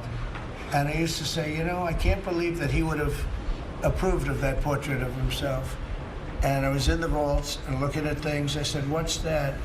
And we have some great curators here. We have 6 curators at the White House. They have 2 for paintings. They have them for furniture. They have them for different things. I guess cost is no object. Okay, cost is, maybe I'd have 1, but that's all right. But we have 6, and they're very talented, though. And he said, that's a picture of FDR. I said, really? Let me see it. They took off the wrappings, very well preserved. And I said, that's the picture they've been looking for years. That was the picture of Franklin Delano Roosevelt, and I said, oh, wow. And likewise, that frame-wise, it just doesn't work. It doesn't work if you have, I want to be nice, but it doesn't work if you have a big frame, a little frame, but it's like perfection. I'm a perfectionist. The mirror was down in the vaults also. I said, where is this from? And it's a very old, very storied mirror, beautiful. We put that up. And then over there is Honest Abe Lincoln. And that picture was in his bedroom. And we thought that this would be a very important place because this is where wars are ended. I'm not going to say wars are declared. I'm going to say wars are ended, okay? We'll be positive. And that's the picture of Abe Lincoln from his bedroom, sat in the bedroom for many, many years. That was his favorite picture of himself. And the Lincoln bedroom's very famous. You remember when Bill Clinton had it and he rented it out to people, okay? We don't do that. But it's an incredible room. And we took that picture from his bedroom. That's Abe Lincoln. And then over here you have John Adams, and it's, they were the first occupants of the White House, 1800. And John Quincy Adams, Mrs. Adams, they were the first occupants. So we have them looking at each other, and in between their stare is Abraham Lincoln trying to make peace. And that picture was in a room that I have that was not important, like the cabinet. I gave it up. I said, I have to give it up because that's one of the greatest pictures of the White House. The White House is tremendous art. And the Oval Office, when we're there, we'll go over that. That's really been something. Then we got the drapes, so we got the whole thing. We got new drapes. We got new, wasn't a big expense, very, very small. And we took some of the chinaware and silverware and trophyware, they call it, from the vaults, and we had it cleaned up. Hadn't been shined up in 100 years. Some of this has sat in the vaults for over 100 years. Amazing. Over 100 years. Many of the pictures that were put up in the Oval Office, as an example, those two as an example. So he was president. They moved in 1800, and he won the election, I believe, in November of 1800, John Quincy Adams. And we thought that would be, he was considered to be a good president, and he was the first occupant of the White House, so it sort of made sense. And I love the frame of those pictures. Look at those frames, you know? I'm a frame person. Sometimes I like frames more than I like the pictures. And we have the flags of the Marines, and Space Force now has its own flag. I'm very proud of Space Force, but the Army, Navy, Air Force, Marines, Space Force, the whole thing. And Coast Guard is right there. You never forget the Coast Guard. They do a great job. So we have the flags throughout the office. And it's really become quite a beautiful place. I don't want to tell this, Marco pointed it out. I was going to leave the clock. So as president, you have the power. If I go into the State Department or Department of Commerce or Treasury, if I see anything that I like, I'm allowed to take it. Do you believe this? So I'm in Marco's up. I see this gorgeous clock, grandfather clock. And there it is. I said, Marco. He didn't know about it. I had to read him the rule and regulation. I said, Marco, I love this clock. Look at it. It's beautiful. He said, what clock? I said, the clock that's in the other room is incredible, and nobody gets to see it there. Marco, I tried to talk him into it first, and it sort of worked, and then I had to use a little more. I said, I'd love to take that clock out and put it in the cabinet room. He said, no, are you serious? I said, Marco, I have the right to do it, Marco. And he said, all right, what the hell? So that's his contribution to the cabinet room. But it's, by the way, it's an incredible clock, and you know, it's an important room, so you may see it again. Maybe we'll move it back someday. Anyway, so that's pretty much it, but it really is great. Here we put on, you know, these lamps have been very important, actually, whether people love them or not, but if you see pictures like Pearl Harbor and Tora Tora Tora, you see movies about the White House where wars are being discussed, oftentimes they'll show those lamps or something like those lamps, something that looks like them, probably not the reals, because I don't think they were allowed to. This is a very important room. This is a sacred room, and I don't think they made movies from here. You never know what they do. but they were missing medallions. See the medallions on top? They had a chain going into the ceiling. And I said, you can't do that. You have to have a medallion. They said, what's a medallion? I said, I'll show you. And we got some beautiful medallions, and you see them. They were put up there. It makes the lamps look better. So we did these changes, and you know, when you think of it, the cost was almost nothing. We also painted the room a nice color, beige color, and it's been really something. The only question is, will I gold leaf the corners? You could maybe tell me my cabinet could take a vote. You see the top line moldings, and the only question is, do you gold leaf it? Because you can't paint it. If you paint it, it won't look good because they've never found a paint that looks like gold. You see that in the Oval Office. They've tried for years and years. Somebody could become very wealthy, but they've never found a paint that looks like gold. So painting it is easy, but it won't look right. And the question is whether or not we should gold leaf it. Linda, do you have an opinion? I gold leaf it. You like it the way? No, I gold leaf it. You'd gold leaf it?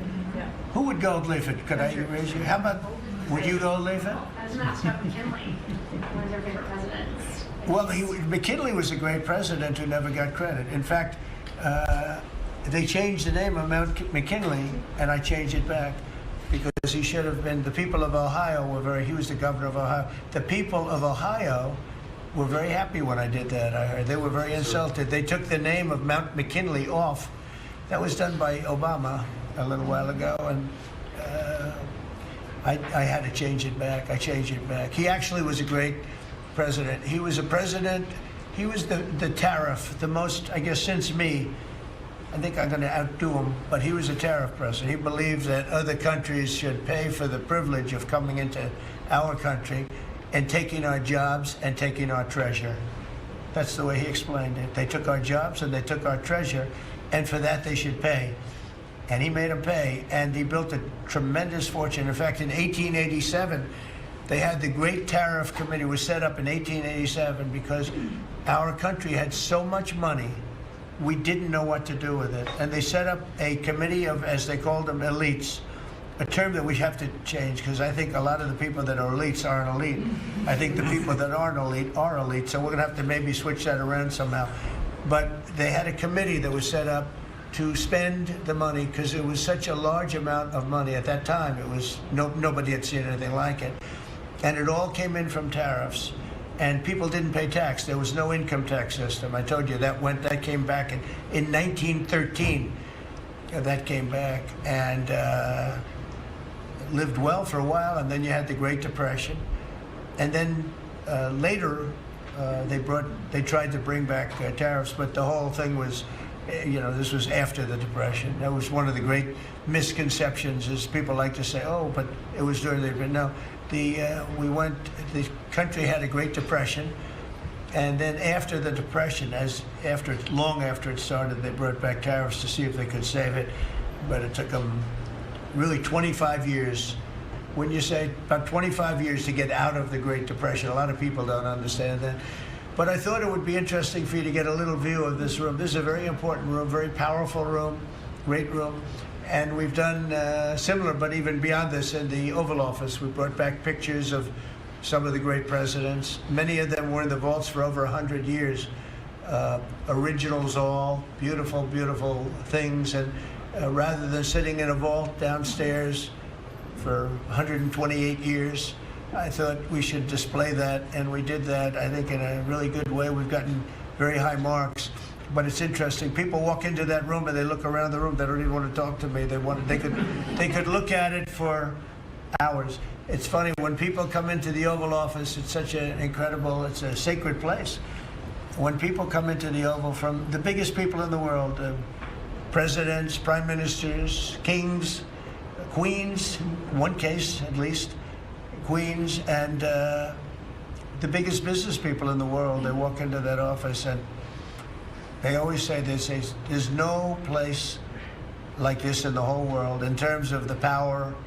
And I mean, it's beautiful and all, but there are other beautiful offices. You have businessmen that have offices that are, full floors of office buildings, floor-to-ceiling glass, and they walk in there and they say, There's no place like this anywhere in the world. There's no place. And, you know, it's what it represents maybe more than the physicality of the room itself.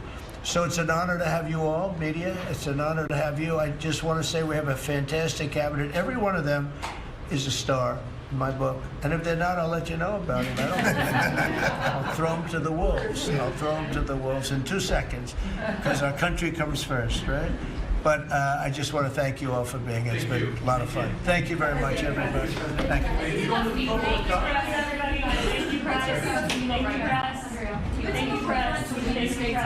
I'll tell you some other time. Thank you. Yeah, I will. Are we talking about next week or in a year? I'm going to go. I'll be going to the game. Yeah, I'm going to deliver it. They have it in my office. You're right. You're giving it up. All right, so there you go. That is the very latest from President Trump's cabinet meeting right there, concluding as we continue to follow our live coverage right here. You're taking a live look at the White House at this hour, and we are going to step away for a brief break, continuing our coverage in just a moment. Now, the cabinet meeting comes just a day after President Trump met with Israeli Prime Minister Benjamin Netanyahu as they discussed behind closed doors the U.S.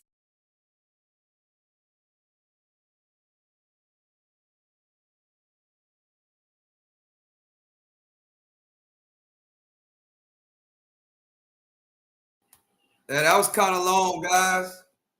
It's over with now. That was kind of long. Appreciate y'all for joining me. I am your host, the one and only Stock Sniper. We got 150-something people in the building. I need 2 more subscribers, guys. Subscribe to the channel. Right, you get to come over here, speak your piece. As long as you're respectable, we love the comments. Appreciate y'all for joining me. That was a very, very long cabinet meeting. A lot was covered, a lot was said. We got a little history about the paintings and the coloring of the White House, you know, which was pretty good. Which is pretty good. What y'all think about that, guys? Need 1 more subscriber. Appreciate y'all for kicking with me. Y'all could be anywhere else, but y'all kicking it with me, and I really appreciate that. We got a lot of things that we're looking at. I'm about to switch it over here. They're really talking about Gaza and what's going over there at Gaza. So I'm gonna stay here for a little bit longer. I just need you to hit the subscribe button. Need you to subscribe and hit the like button. As if you don't know, there's a big flooding in Central Texas, and we're praying for those people over there. Right? I think it's like over 100 people they have found already, and it's a terrible thing that happened in Central Texas, and we pray that their families are taken care of, and we pray that things get better. All right, appreciate y'all for subscribing to the channel. I appreciate you for hitting the like button. Love and appreciate y'all for coming and rocking with me. Really do appreciate y'all. Everybody that's been commenting in the chat, love to hear your different perspectives.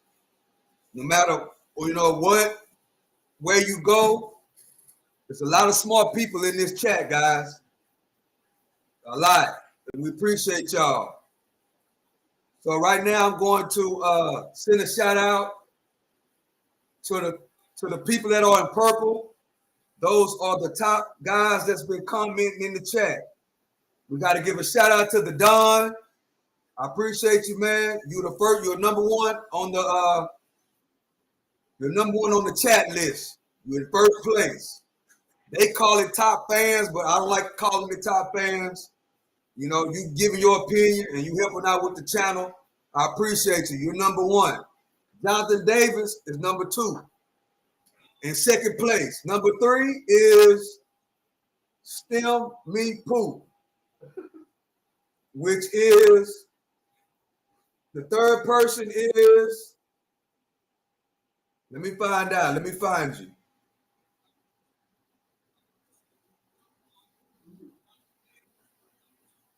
Number 3 is, where you at? Well, you haven't commented in a while. Where's number 3? I gotta find you.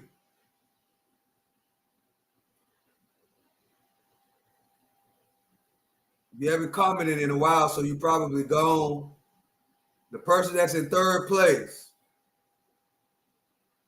I don't like saying stem me poop, but the at stem me poop is number 3. Shout out to you. Number 2 is at Jonathan Davis. And number 1 is the Don. My 2 moderators. Appreciate y'all for rocking with me. Those are shout out to everybody, the top commenters. The Don is number 1, Jonathan Davis number 2, and Still Me Poop is number 3. Appreciate y'all, man. We got to shout out the guys that are the top commenters in the chat. Shout out to y'all. Shout out to y'all.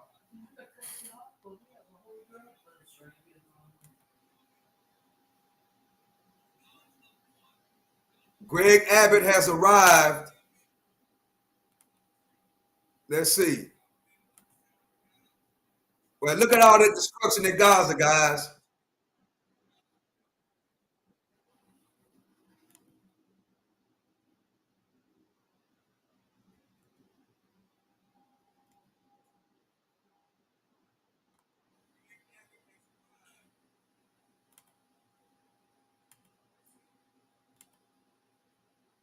Okay, right here. Greg Abbott has arrived to go tour the flood damage in McKinley, Texas. That's close to San Antonio. It's close to San Antonio.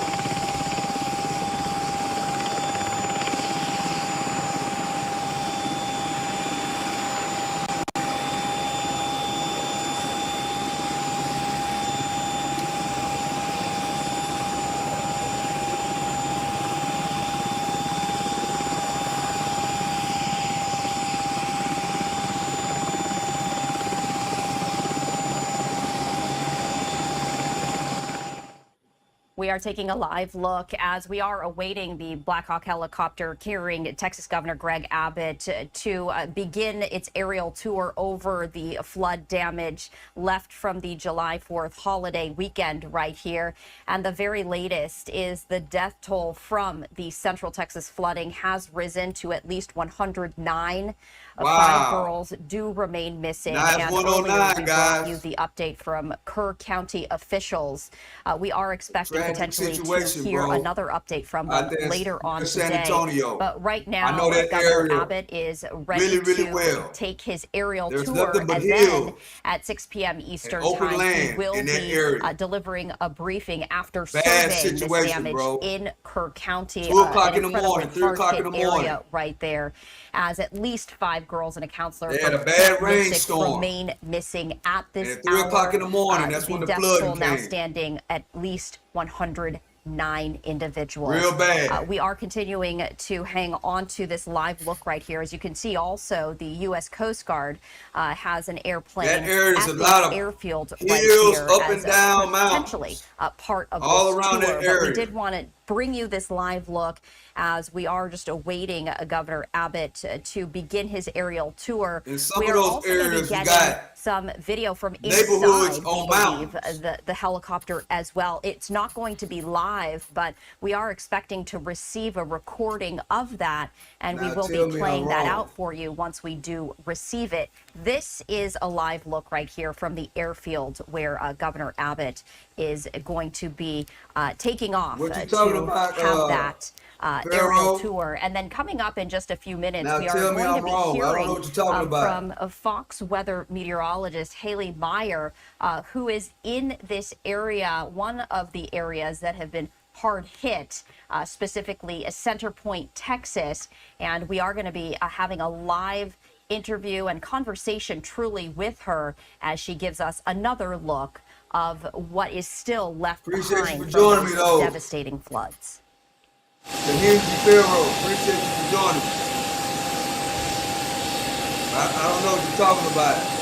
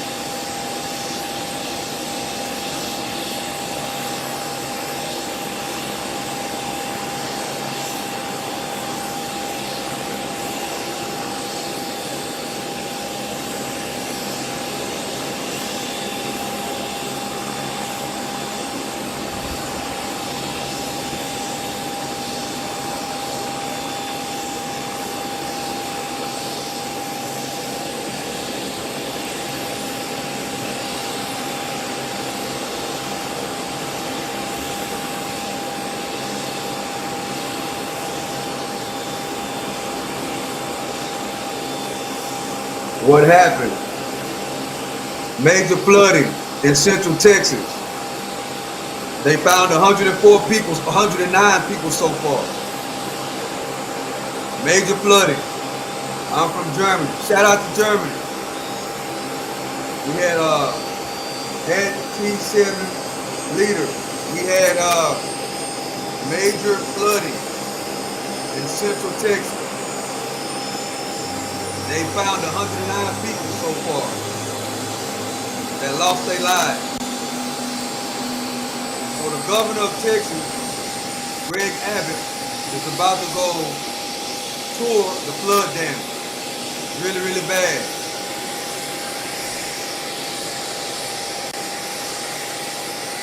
Really, really bad. I know that area really well. It's nothing but hills and mountains over there.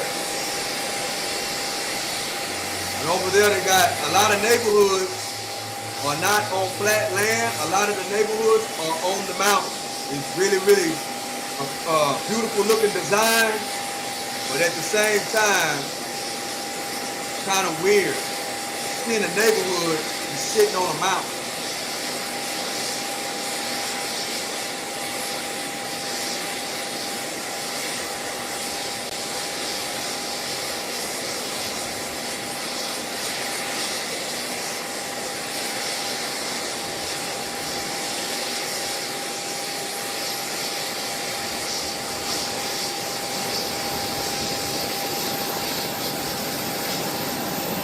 The lake, the near area.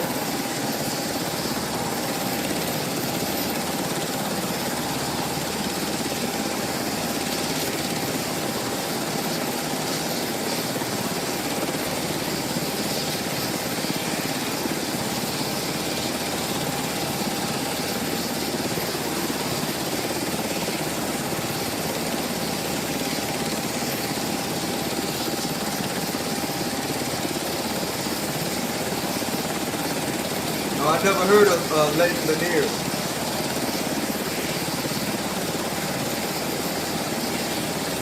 Where? They can't be in this same area.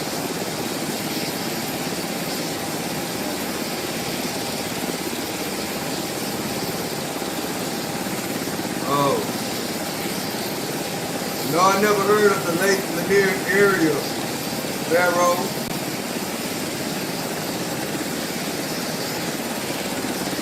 Yeah, Kitty Cat is horrible to watch. Go dive down there like I did.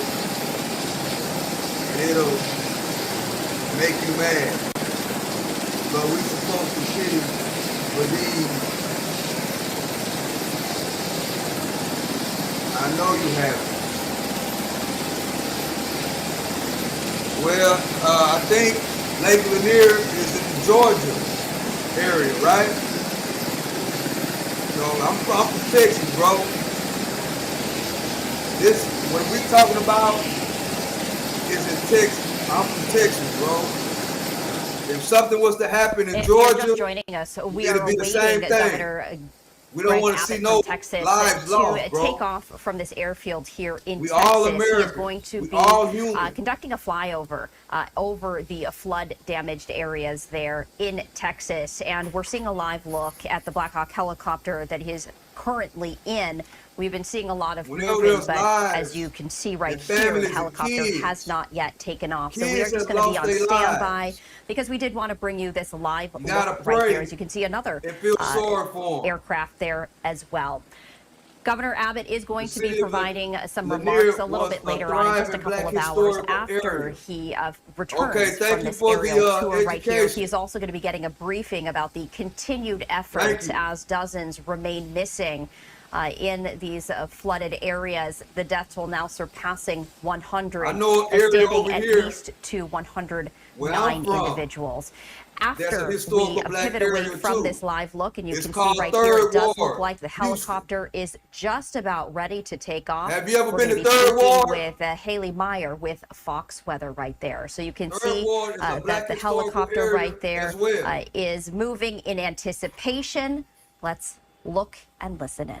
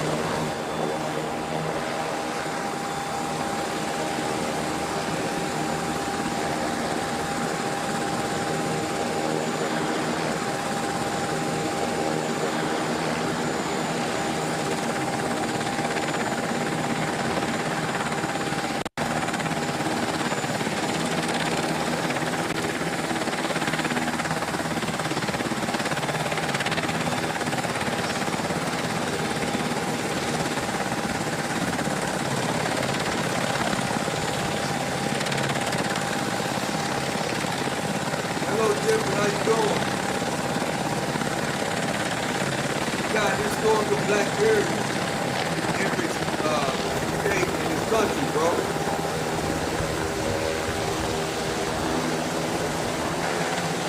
Especially down south.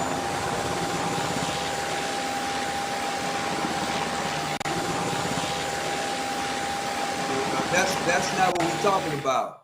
And there you have it. Texas Governor Greg Abbott now flying over the tour, the flooded area right here, as he has an aerial tour. And he is going to be delivering some remarks in just a number of hours after he returns to that. We did want to bring you that live look. Meanwhile, I do want to pivot and head over to Fox Weather's Haley Meyer, who is currently stationed in one of these hard-hit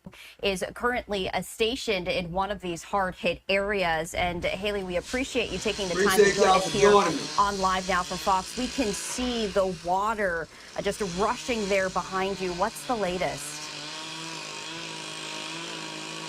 For right now, at least forecast-wise, it's calm. It's the Texas heat per usual, but so many people have come out handing out waters, Gatorades, anything that you need to stay as hydrated as possible. Because as you can imagine, that heat can wear on you really quickly. Typically, when it comes to the Guadalupe River, which is right behind me here, it is covered in lush big trees. I mean, we're talking cypress trees that were over 3 to as much as 600 years old, so tall. You can even see how tall they are right along that river bend. So typically you're nice and shaded here Hope you and your along the family are Guadalupe safe. River, but obviously a very different scenario. The landscape completely changed forever. Right Hope now, your the day Guadalupe going is good. running about Everybody in the 2.5 chat, feet appreciate you for above where joining it me. would typically sit if it's at just an average I'm level. your host, But we are no longer the in one any and kind only of flood Stock stage. Sniper. The flood watches have also expired in the area. So thankfully, the biggest threat is past us. But now the efforts turn to recovery. As you mentioned earlier, there have been reported over 100 people I like that have connecting lost their with the lives. people in Still a the few chat. young girls that are I missing. learned a lot. One I just learned thing that's a about staple of the Guadalupe River the city of are these Lanier. youth camps. There's probably close to I 50 just all learned across about the the city region. of Lanier. Unfortunately, Camp Mystic got hit the hardest with the overnight flooding that was on early July 4th morning. Now, when it comes to the flood waters, we had So I 3 gotta go separate find rain out a little gauges, bit all more reached 20 inches. about In Lanier. Kerrville, which is, I would say, about 10 minutes away from us here, also So seeing appreciate y'all significant for damage coming as in well. here They had and about educate me, 7 to 10 inches. you know, about But these the different way that the areas, because topography I is don't for know. the Texas Hill Country, And it all this flows channel down is not to into the think I know Guadalupe everything so channel. fast. We call it a high That's not what drainage this density. is. I don't think I know And that everything. led to the I rapid like for water people to rise of come up in to here 30 feet and in some educate me areas. on the things Honestly, that I it need kind to of know. feels like I'm standing in an And I open appreciate basin, a y'all. large crater that at one point just I don't think housed I know a everything. lovely river that I used to vacation at That's with not my what friends this and is. family. And now you can see, I mean, even on those trees just beyond the way, there's large pieces of debris. They could be anything from RVs. Where we're standing now is an RV park called Guadalupe Keys. And you can see that. Also pieces of canoes, kayaks, a big thing is tubing down the river, so tubes there. And really, this landscape has been completely changed. In talking to a lot of the residents, the owners here, specifically David, who owns this property, he said that we don't want the money for our RV park. We want it to repopulate all of the trees around the area. I mean, it is a pride of Texas to have that here. Really unfortunate what happened over the last 4 days. A long way to go in this recovery. You mentioned Greg Abbott. He's taking a survey of the area right now, and he'll speak. President Trump is coming down by the end of the week to survey and also. So that's my homework for today. The Hensy Pharaoh, you gave me some homework. Go find out about the city of Lanier and what happened in that time. So you gave me some homework to do, bro. And that's what I'm going to do. Let me find my pen so I can write it down. Go educate myself about Lanier.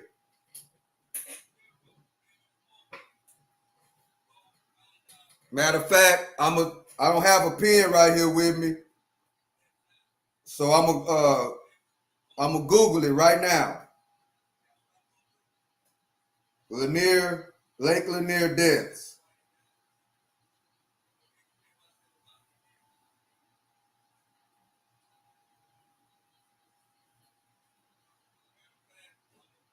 Number of deaths. Wow.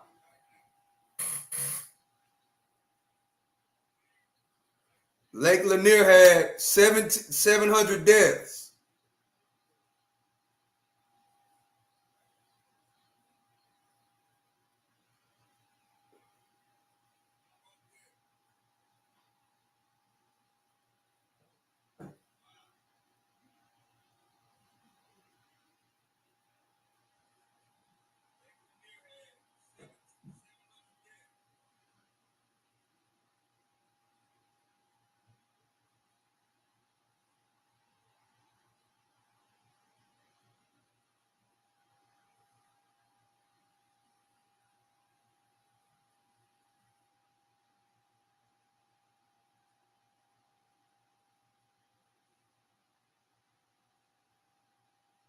Oh, it's a movie out called Lanier. It's a movie called Lanier.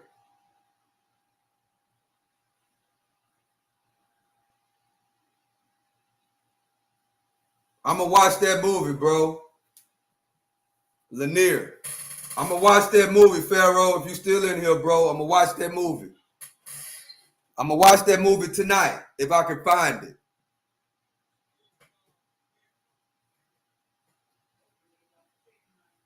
Lake Lanier Move it.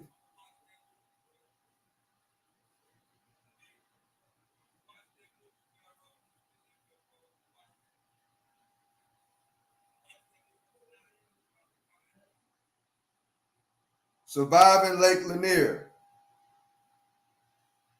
Found it. I'm gonna watch the movie. I'm gonna watch it, bro. I'm gonna watch that movie.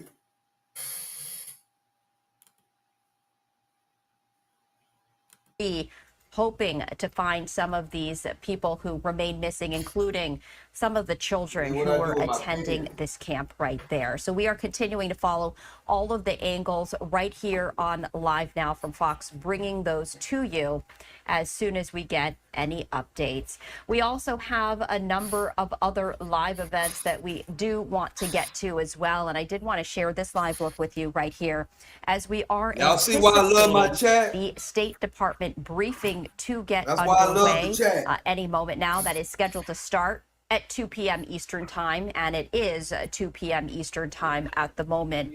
So we will be bringing that to you. I want to watch this also comes as Israeli Prime Minister Benjamin Netanyahu is on Capitol Hill today. He is going to be meeting with some Senate leaders later on today. Yesterday, he had a closed-door meeting with President Trump. They were talking about the U.S.-backed ceasefire deal. And I did want to play out, as we wait for this live event, some of his comments. He did speak earlier with House Speaker Mike Johnson, and then had some comments on Capitol Hill. And as we do await the State Department briefing to get underway, I did want to bring you his remarks right now. Oh, I never knew about it. Stuff like that, and sometimes actually got together here, giving more time. Only everything can let that go out. Great to see you. So let you put everything in. Great to see you. House Speaker Johnson meets with Israel Prime Minister Netanyahu. All right, guys, here we go. Are we coming back? We're not planning to. Sure. You know what? The speaker just agreed that we'll go in, speak for a while, then come back and try to say a few things to you. Okay? Maybe answer some of your questions. Is that all right? Prime Minister Netanyahu will be a process for releasing of hostages. Thank you all.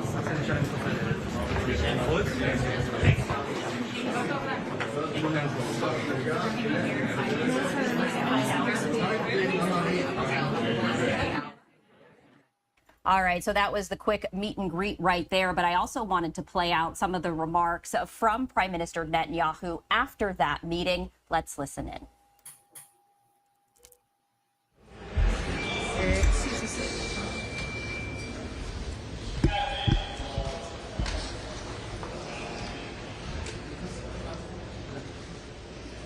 These are momentous days, but they're also touched by tragedy. We lost 5 of our brave soldiers in Gaza.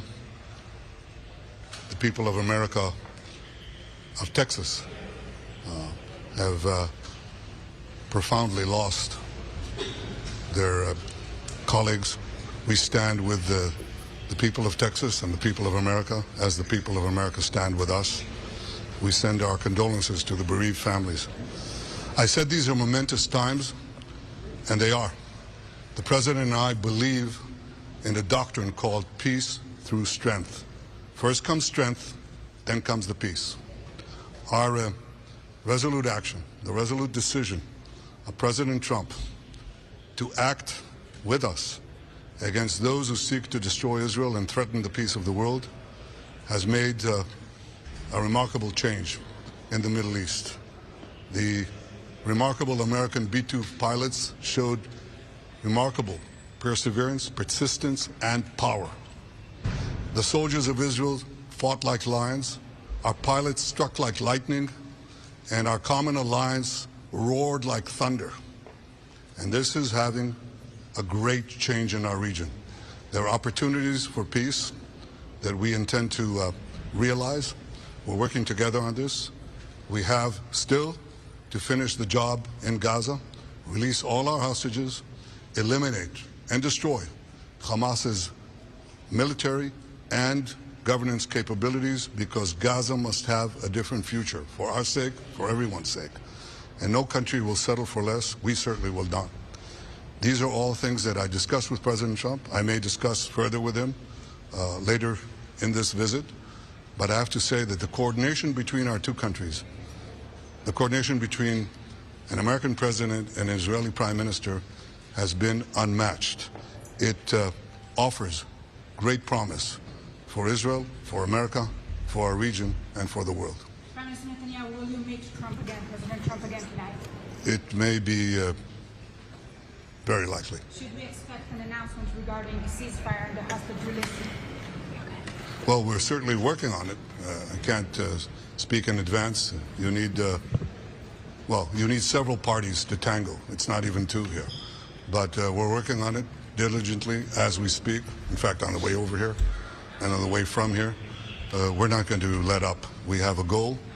We intend to achieve that goal. Prime Minister, are you open to the Hamas counter-proposal to allow more widespread aid? We accepted a proposal that came from the mediators. It's a good proposal. It matches Steve Witkoff's original idea, and we think that we've gotten closer to it, and I hope we can cross the line. That is our purpose. But I think the less I speak about it publicly, the more likely that we might get it. Prime Minister, what do you think of the Qatari role right now in the negotiations?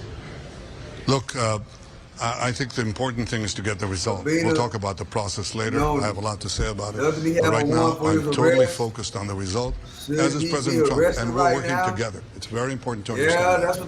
We're working together because we have learned, and the whole world has learned, that when Israel and America stand together, great things happen. You're right. And it's never been like that. In the entire history, he should be getting almost 80 years. You're right. We're 77 years now. In the entire 77 years of Israel's history, there has never been the degree of coordination, of cooperation, and trust between America and Israel as we have today.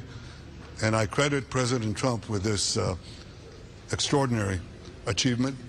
And I think that the people of Israel, and may I say Jewish people, are appreciated. One more question, Gillian. One more question in English, please. Prime Minister, are you concerned about polls showing that support for Israel in the United States is falling, especially among Democrats? Well, I certainly am interested in maintaining the great support that Israel has had. I think there's been a concerted effort to spread vilifications and demonization against Israel in the social media. It's directed, it's funded, it is malignant, and we intend to fight it because nothing defeats lies like the truth, and we shall spread the truth for everyone to see. Once people are exposed to the facts, we win, hands down. That's what we intend to do in the coming months and years. Thank you very much. The Prime Minister will give a statement in Hebrew. Thank you very much. Just a second. I'm sorry. We're legislate the ability for the B-2 bombers and the big the bunker-busting bomb to be allocated directly to the Israeli military. Is that something that you would like to see from the United States? Would I like to see that Israel would have the capacities that the United States has? Yeah, of course we like it. Who wouldn't want it? But we are appreciative of what assistance we've received. And I think it's served not only the interests of Israel's security, but American security and the security of the free world. I won't get into specifics. There's much more to discuss and many variegated areas that are best left to more confidential forums. Thank you very much. We're moving on to a statement in Hebrew. We're moving on to a statement in Hebrew. Excuse me, we're moving on to a statement in Hebrew. Thank you. זהו יום קשה. אנחנו איבדנו 5 מחיילינו הגיבורים. מנצח יהודה. השכול והכאב מכים בנו Right now, we're listening to Israeli Prime Minister Benjamin Netanyahu translating what he said from English into Hebrew, but this comes as he is visiting Washington, D.C. This is the third time that he has visited Washington, D.C., meeting with President Trump, and he will be meeting with President Trump again later on today. The two leaders spoke and met yesterday with a closed-door meeting, and they are going to be speaking once again, discussing the 60-day ceasefire in Gaza. There is a deal on the table, and Israel and Hamas are currently taking a look at it. This is a deal that is supported and U.S. backed right there. And as we shared with you earlier, Netanyahu met with House Speaker Mike Johnson there as well. So right now, Netanyahu is speaking in Hebrew. I'm just going to raise the audio to see if he's continuing to speak in Hebrew or if he is now answering questions. I might not like a president, but I wouldn't wish that ואנחנו מוכנים גם לסיים את המלחמה. Yeah, בתנאים שלא יאפשרו לחמאס לפעול יותר, שלא תהיו לו את היכולות השלטוניות הצבאיות, ושעזה לא תהווה איום על ישראל. ויש תוכנית מאוד ברורה איך לעשות את זה. אגב, אנחנו רואים את זה עין בעין עם ארצות הברית, והנשיא ואני שוחחנו על כך, והצוותים שלנו שוחחו על כך. אין צורך לפרט כל דבר, כי אחד הדברים שאנחנו צריכים להבין, אנחנו נלחמים מול אויב מאוד אכזר, מאוד ציני, ואנחנו לא צריכים למסור לו בדיוק... So as we're listening right there, Netanyahu is continuing to speak in Hebrew. And in fact, we were hearing from one of his aides that he will now be speaking in Hebrew. This comes as he continues to meet with Senate leaders there on Capitol Hill and then later on today meeting with President Trump.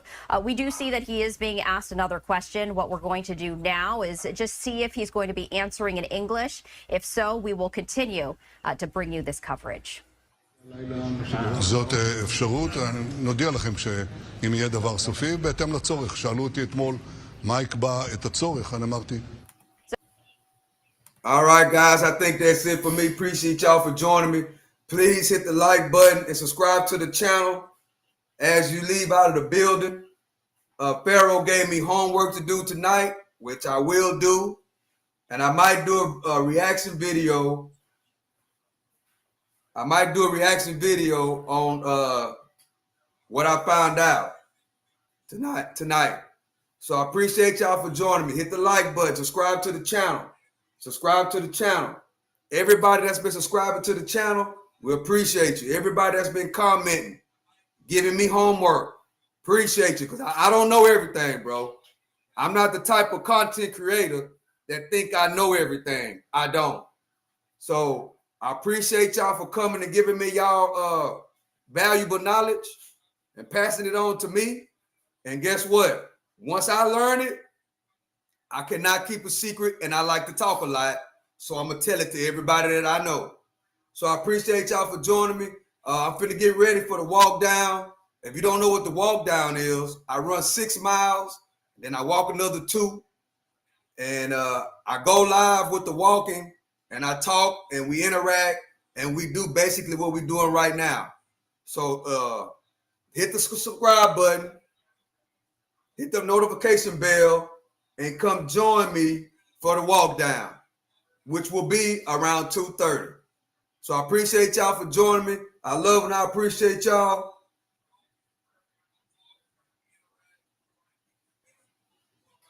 Till the walk down. Y'all come back and kick it with me on the walk down, guys. I'm out.